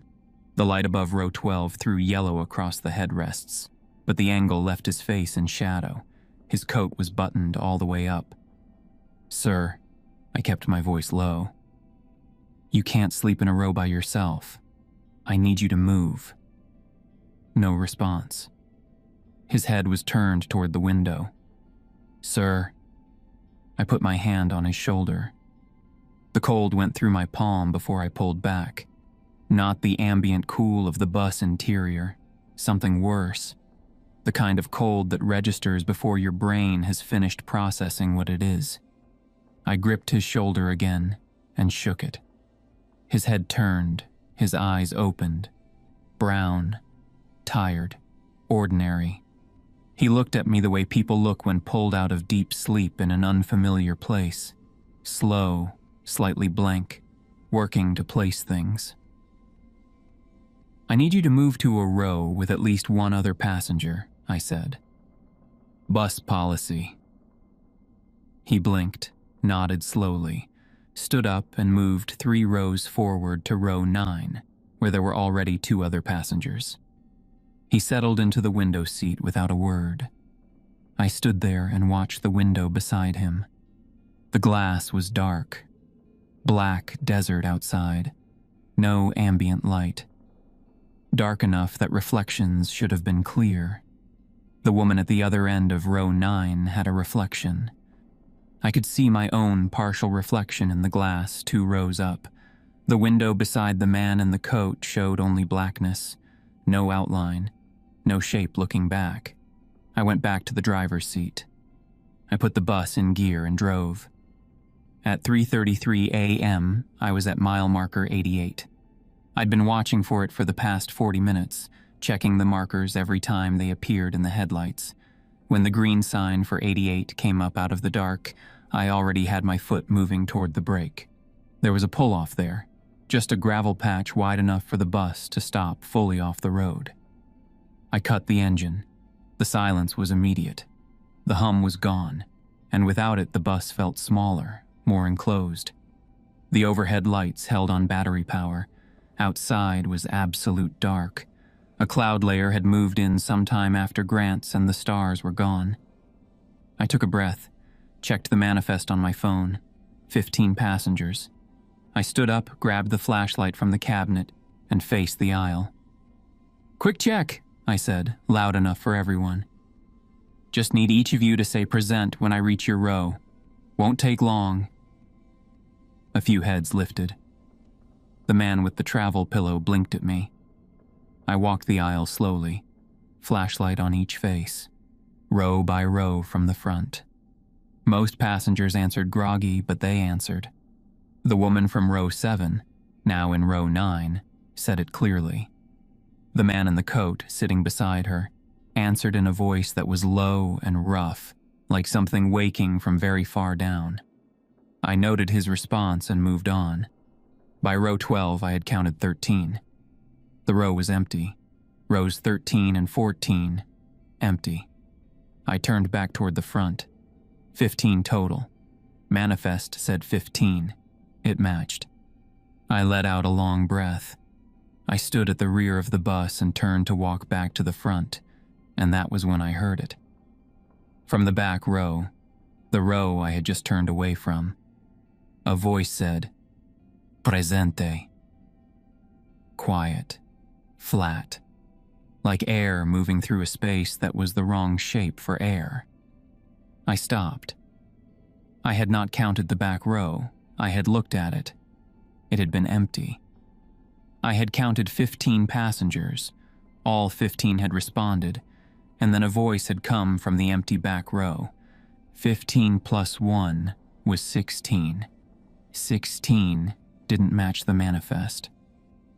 I turned my head, not toward the mirror, but turning my whole body, looking directly at the back row with my own eyes. Empty. Both seats. No shape, no coat. I turned on my flashlight and aimed it at the back row and held it there for a 10 count. Nothing. I walked to the front, sat down, and turned every overhead light to maximum. A few passengers groaned and pulled curtains. The back row sat under full light and stayed empty. I started the engine. The radio crackled almost immediately. "Luis." "You at 88? "Just leaving," I said. "Did they all answer?" 15 passengers answered. Then something in an empty seat answered after them. "Yes," I said. 15. Matched the manifest. A long pause. Tap, tap, tap against the housing. "Then drive," Luis said. "Don't stop until Santa Fe." I drove. By 4:30 a.m., most of the passengers were asleep. The road had settled into that long, featureless stretch south of Albuquerque. Flat plateau, no towns, no lights. The Jornada del Muerto was out there somewhere to the east, a name the Spanish gave to a desert crossing where travelers died of thirst. I thought about who comes up with a name like that, and what they had to see first. My eyes ached. I rolled my neck. I watched the mile markers. I checked the rearview mirror. I still don't know why. I'd done well for hours. The back row was empty. The seat directly behind me, the first row of the passenger section, where I'd folded my jacket over the headrest at the start of the trip, was not empty. The man in the worn coat was sitting there, facing forward, hands folded in his lap, not moving. I had counted him in row 9. He had answered present. I had walked past him on my way back to the driver's seat, and he had been in row 9. He was now in the seat directly behind me. I looked at the road. I put both hands on the wheel. I did not turn around. I told myself that whatever happened next would be easier to manage if I wasn't looking directly at it when it happened. I don't know if that was smart or just fear with a reasonable-sounding excuse. The Sandia Mountains were somewhere ahead in the dark. Behind them was Albuquerque. Behind Albuquerque, eventually, dawn. I drove faster. I kept my eyes on the road and did not turn around. And behind me in the seat that should have been empty, the bus hummed its wrong-key hum, and the coat man sat perfectly still, and I counted the miles the only way I knew how, one at a time.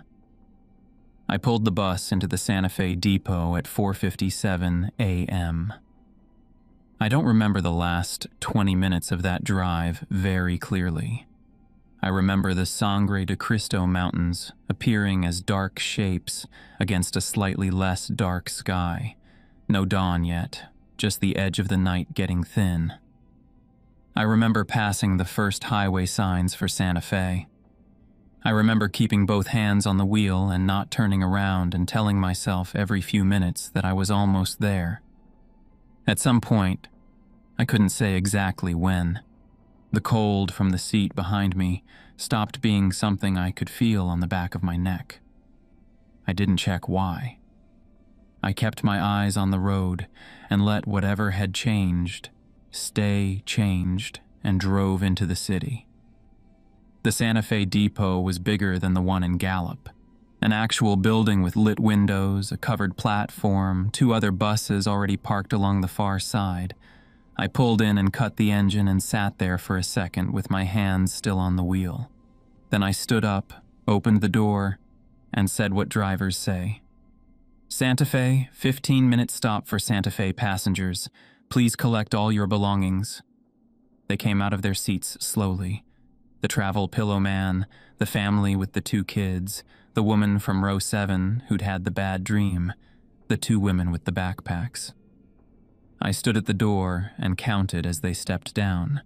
2, 4, 6, 8, 10, 12, 14. 14 passengers stepped off the bus. I looked at the manifest on my phone. 15 had boarded between Gallup and the Grant stop. 14 were now standing on the Santa Fe platform waiting to collect their bags. I counted them again on the platform. Still 14. I looked at the manifest. Still 15. The man in the worn coat was not among those standing outside. I waited until the last bag was collected and the last passenger had gone inside. Then I turned and went back into the bus. I checked every row, 1 through 13. Empty, seats upright, curtains open. The back row, empty. I checked the overhead bins. Empty. I opened the small bathroom at the rear. Empty. I went back to the front and sat down on the step with the door open and put my head in my hands. The platform was quiet. A light wind came across the depot and brought the smell of the desert with it, dry and cold and faintly mineral, the smell of the high plateau at 5 in the morning when the temperature drops to its lowest before the sun comes.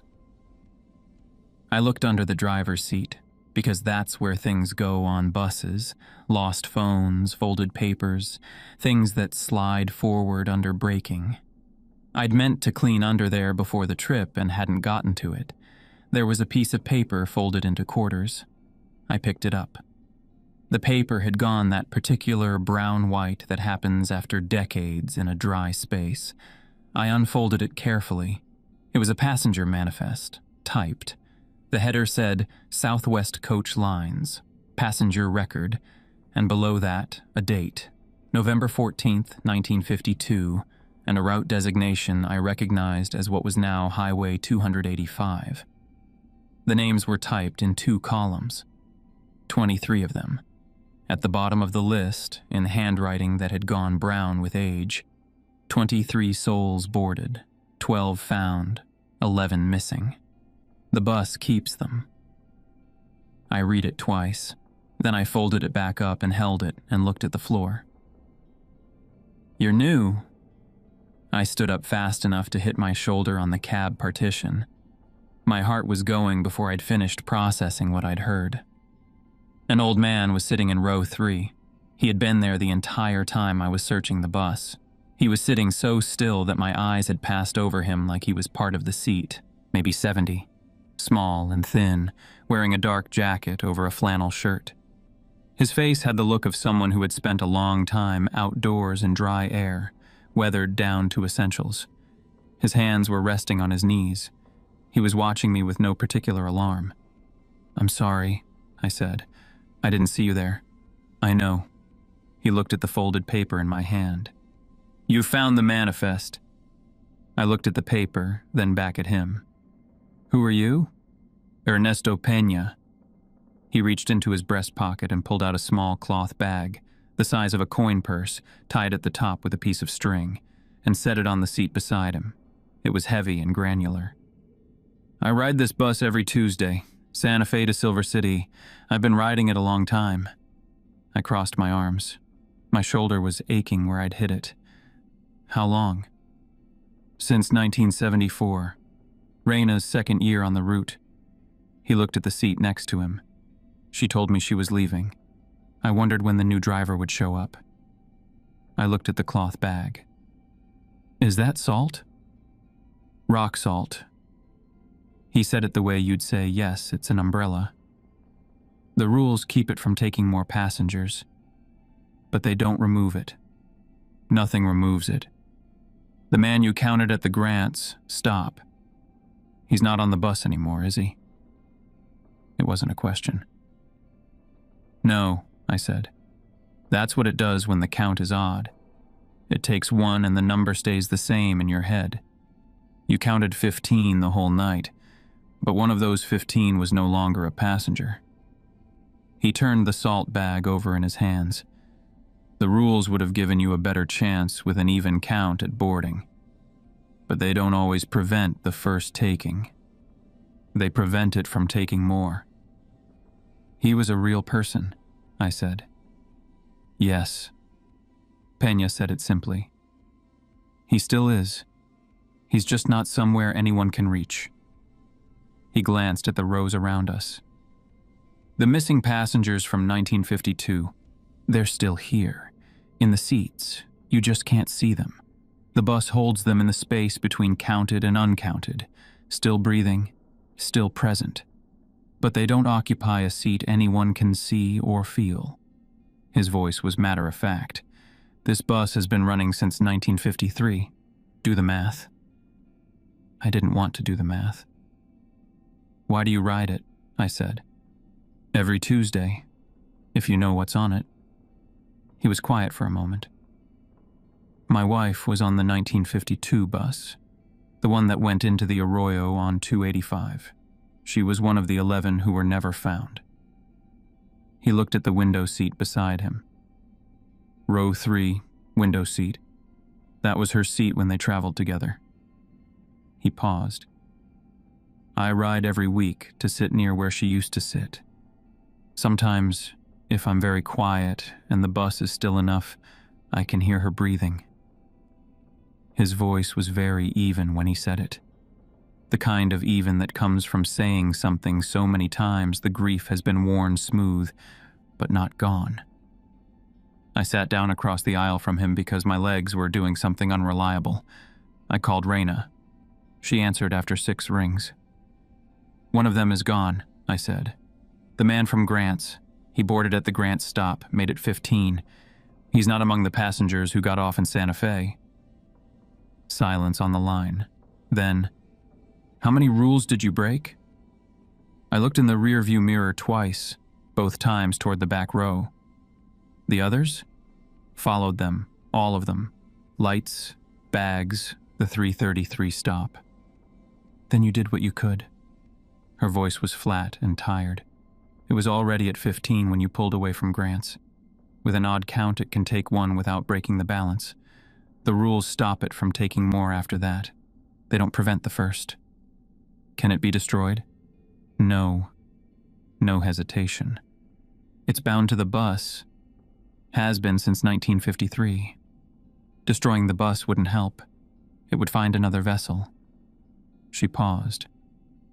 "The rules are a treatment, not a cure. Follow them and finish the shift. Get the remaining passengers to their stops." "You knew this when you handed me the card," I said. "You knew exactly what was on this bus." A long silence. "I needed someone to take the route, and you needed the money." Her voice shifted just slightly. "I drove 22 years.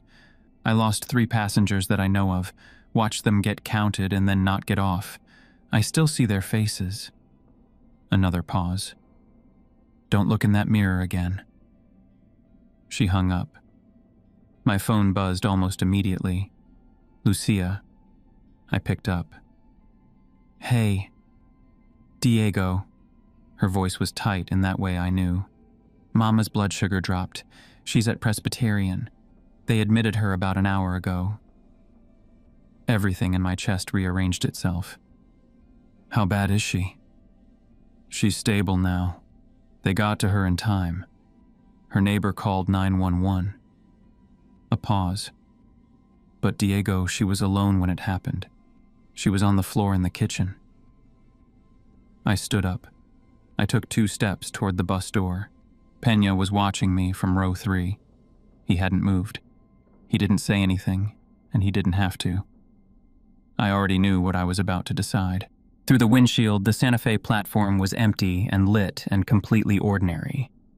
If I walked off now, the passengers who boarded here would be on 285 at night with a driver who didn't know the rules.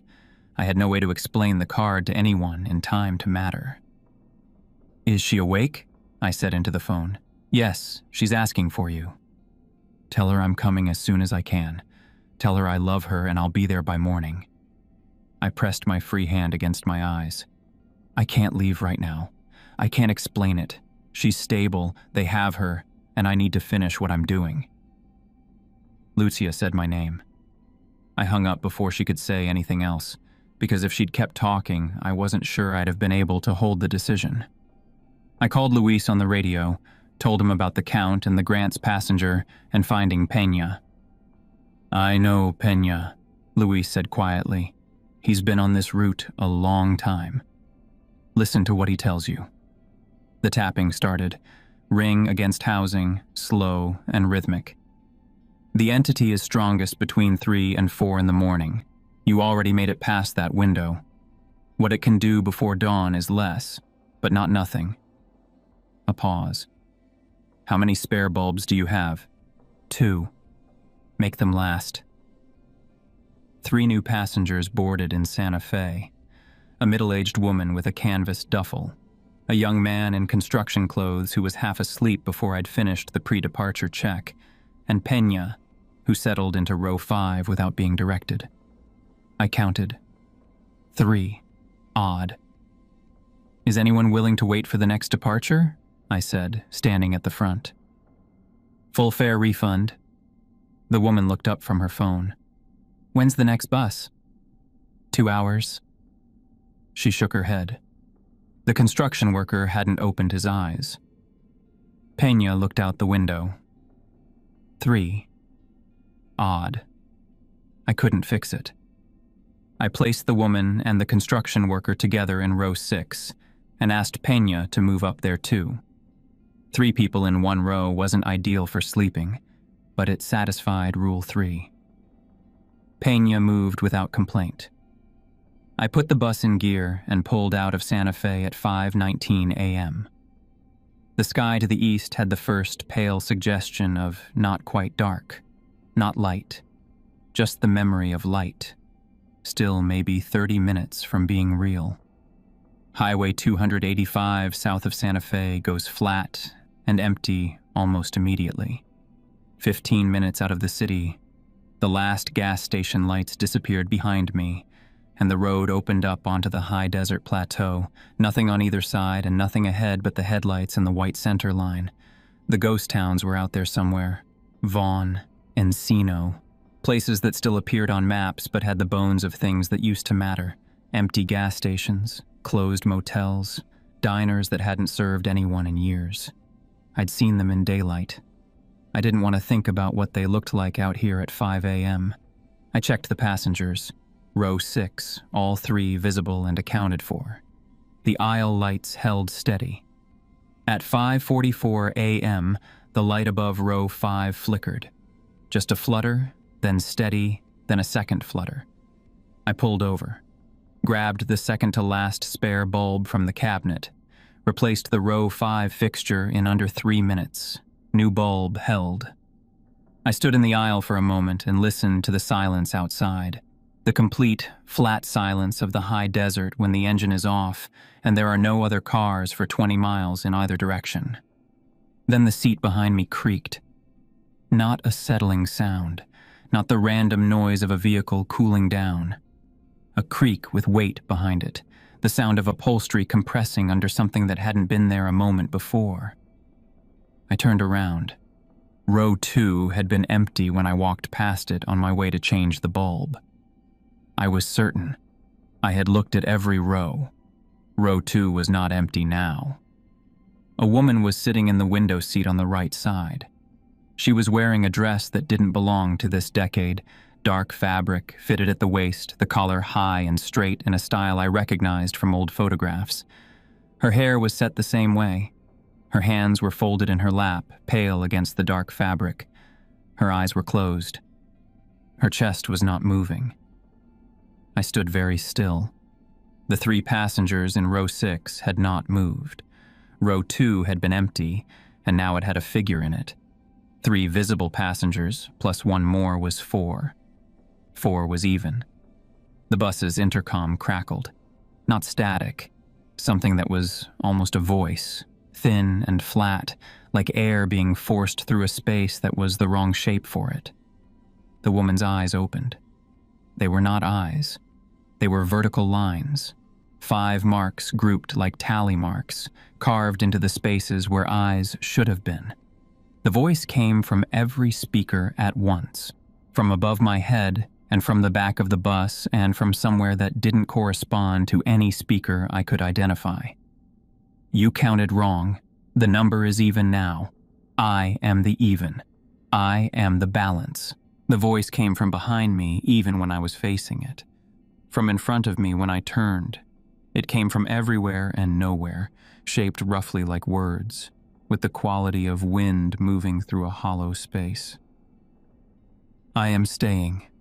The woman in the 1950s dress sat perfectly still in row 2, and the intercom had gone quiet, and the only sound was the engine idling and the 3 passengers in row 6 who had all woken up and were staring.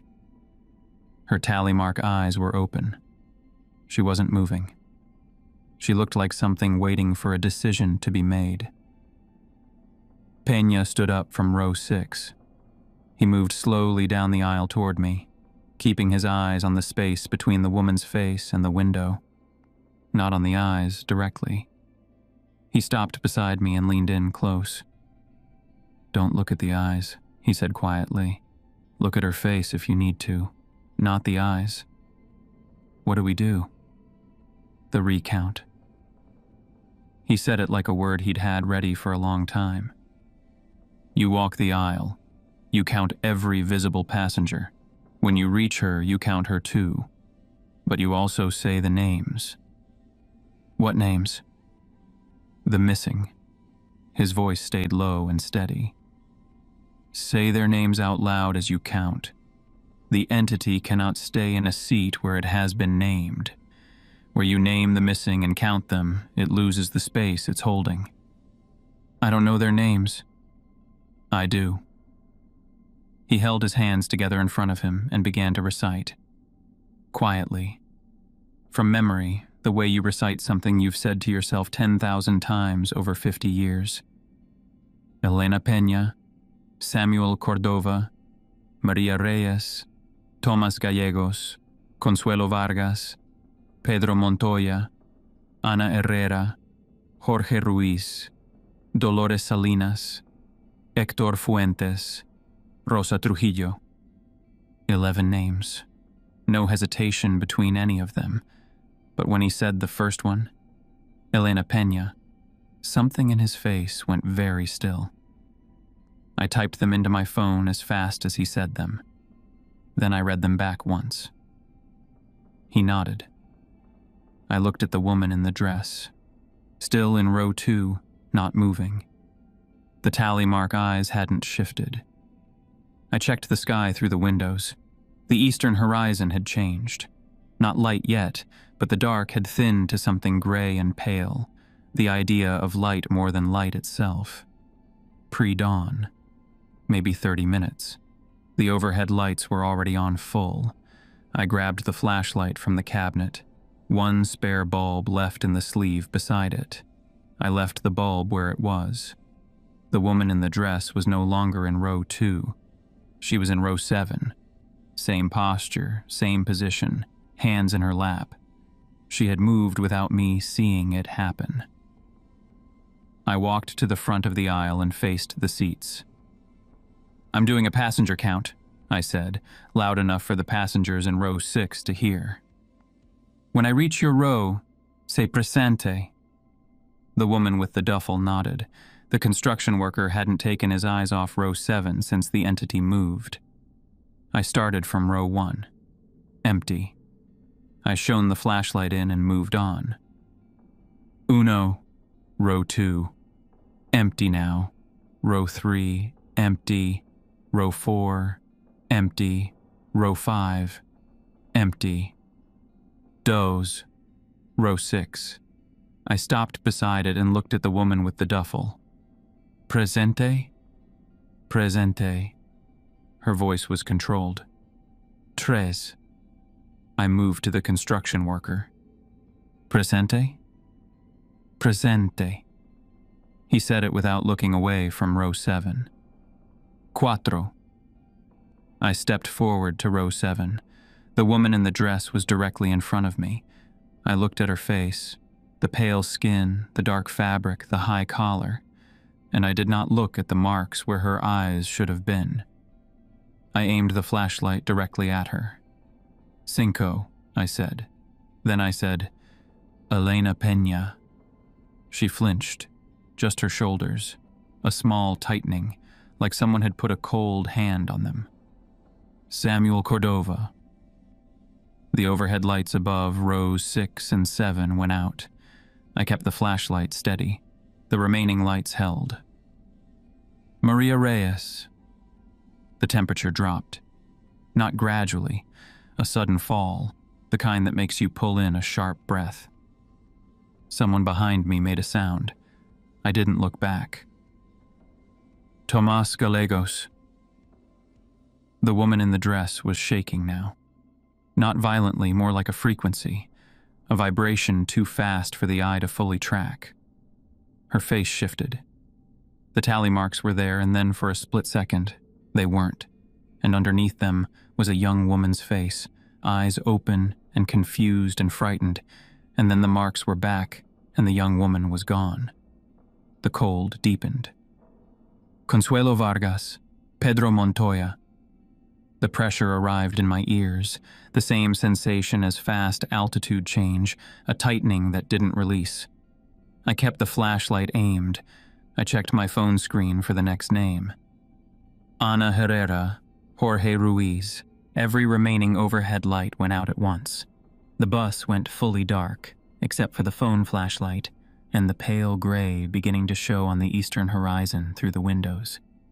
In the dark, the woman in the dress was just a shape, flickering, unstable, not staying in any one form for more than a second. Then I saw it, for just a moment.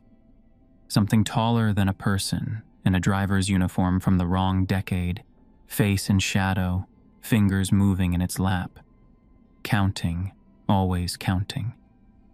Then it shifted again, and was just the outline of a woman in a dress. Peña's voice from behind me. "Keep going." Dolores Salinas. The pressure in my ears peaked. Not a sound, felt from the inside. The shape in row 7 was no longer anything I could describe. One more name. Hector Fuentes. I took a breath. Rosa Trujillo. The pressure in my ears released. The bus went silent in a way that was different from any silence I'd heard all night. The other silences on this road had felt occupied, full of something waiting just past the edge of what I could perceive. This one felt empty. Actually, empty. I aimed the flashlight at row 7. The seat was vacant. The dress was gone. The shape was gone. Row 7 was just an upholstered seat with the armrest folded down. Then the light came through. It crept. The eastern horizon had been going from black to gray to pink without me fully tracking it. And then the first edge of the sun cleared the mountains to the east, and the light came through the left side windows, thin and orange and completely ordinary, and fell across the aisle and the empty row 7 and the walls of the bus. Morning light. Just light. The kind that was everywhere, every day, and didn't mean anything except that the night was done. In that light, the bus looked like a bus. Old, slightly worn, 14 rows of seats. Nothing waiting in the aisle, nothing in the back row. Peña was standing behind me. His hands were at his sides. "She's gone," he said. Not a question. "For now," I said. He nodded. The light and the naming together. It can't hold a form past sunrise. He looked at the empty row 7 for a moment. "It will come back tomorrow night. It always comes back." I stood there for a second. Then I went back to the driver's seat, started the engine, and pulled the bus onto the highway. We reached the Albuquerque depot at 7:12 a.m. I don't remember much of that last hour of driving. The sun came up properly, the Sandia Mountains turning from gray to pink to orange in the east. The high desert in daylight looked like just land, brown and flat and wide, not threatening, not the absolute black void it had been at 2 a.m., just the high desert.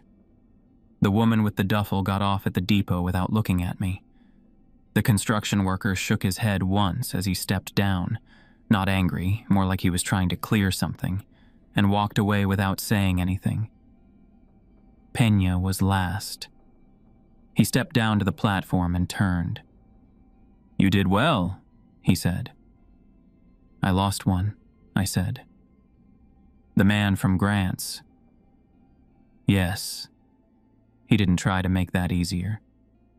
"The count was wrong before the shift started. You kept the others through the night." He held out his hand. I shook it, firm and dry. "I'll see you next Tuesday." "You're going to keep riding this bus," I said, "after everything." He looked at me steadily. "My wife is on it," he said. "Of course I'm going to keep riding it." He walked across the platform without looking back. I stood next to the bus and checked my phone. 17 messages, mostly Lucia. I called her. She answered on the first ring. "She's stable," Lucia said before I could speak. "She slept through most of the night. Doctor said the episode wasn't as bad as it looked." Something released in my chest that I'd been holding since the phone call at the Santa Fe platform. Can I talk to her? She's sleeping. Diego. A pause. Are you okay? Yeah. My voice cracked slightly on the word. I cleared my throat. I'll be there this afternoon. Tell her I'm coming. I hung up and sat back down in the driver's seat. The depot was quiet. One other bus parked at the far end, a worker with a clipboard crossing the platform. Ordinary. Just a place where buses stopped. I took out the laminated card. I knew all 6 rules by heart. I'd been running them in the back of my head since Gallup. The even count, the lights, the rows, the luggage compartment, the 3:33 a.m. stop, the mirror. I knew them the way you know your own address. I looked at the bottom edge of the card, where the lamination had peeled away slightly. The typed text ended at Rule 6, but below it, in letters so small they vanished into the card's edge unless you held it directly in the light, was a line of handwriting. I held the card up to the morning light coming through the windshield. The driver is never counted. The driver is never safe. The driver is the last line. I read it 3 times. Then I folded the card into my wallet, behind the photo of my mother that I kept there. I sat in the empty bus for a while after that. The sun was warm through the windows. I thought about Raina, 22 years on this route, 22 years of even counts, and 3:33 a.m. stops and never looking in the rear view at the back row. I thought about what her face had looked like in the Gallup parking lot, tired in a way that went deeper than one night, and I understood it now in a way I hadn't before. I thought about Peña, getting on this bus every Tuesday, sitting in row 3, window seat, being very quiet, waiting for something he could hear but not reach. I locked the bus and walked across the platform and called my mother. She answered on the 3rd ring, her voice slow with sleep. "Mijo," she said. "Hey, Mama." I sat down on a bench in the morning sun. "I'm coming home today. I've got money from the shift." "You don't have to bring money every time," she said. She always said that. We talked for a while. She told me about the nurse who had been kind and the pozole Lucia had promised to make. I listened to all of it. I didn't tell her about the rules or the man from Grant's or the woman in the 1950s dress with the tally mark eyes. Some weights were mine alone to carry. Not because sharing them would be wrong, just because there was no version of explaining it that would make anything better for anyone. I told her I loved her. She told me to drive carefully. I walked back to the bus. One spare bulb left in the cabinet, both salt bags still there, tied tight. The iron horseshoe below the steering column, dark and solid, and right where Raina had put it. I had a shift tomorrow night, and the night after, and the night after that. I start the engine at 9 p.m. The lights flicker once, then steady. I count the passengers as they board. 14, even. I touch the iron horseshoe below the steering column. I check the salt bags in the cabinet. I do not look at the back row. Not yet. Maybe not ever. The road stretches out in front of me, empty and dark, and somewhere behind me, in a seat that should be empty, I hear breathing that isn't mine.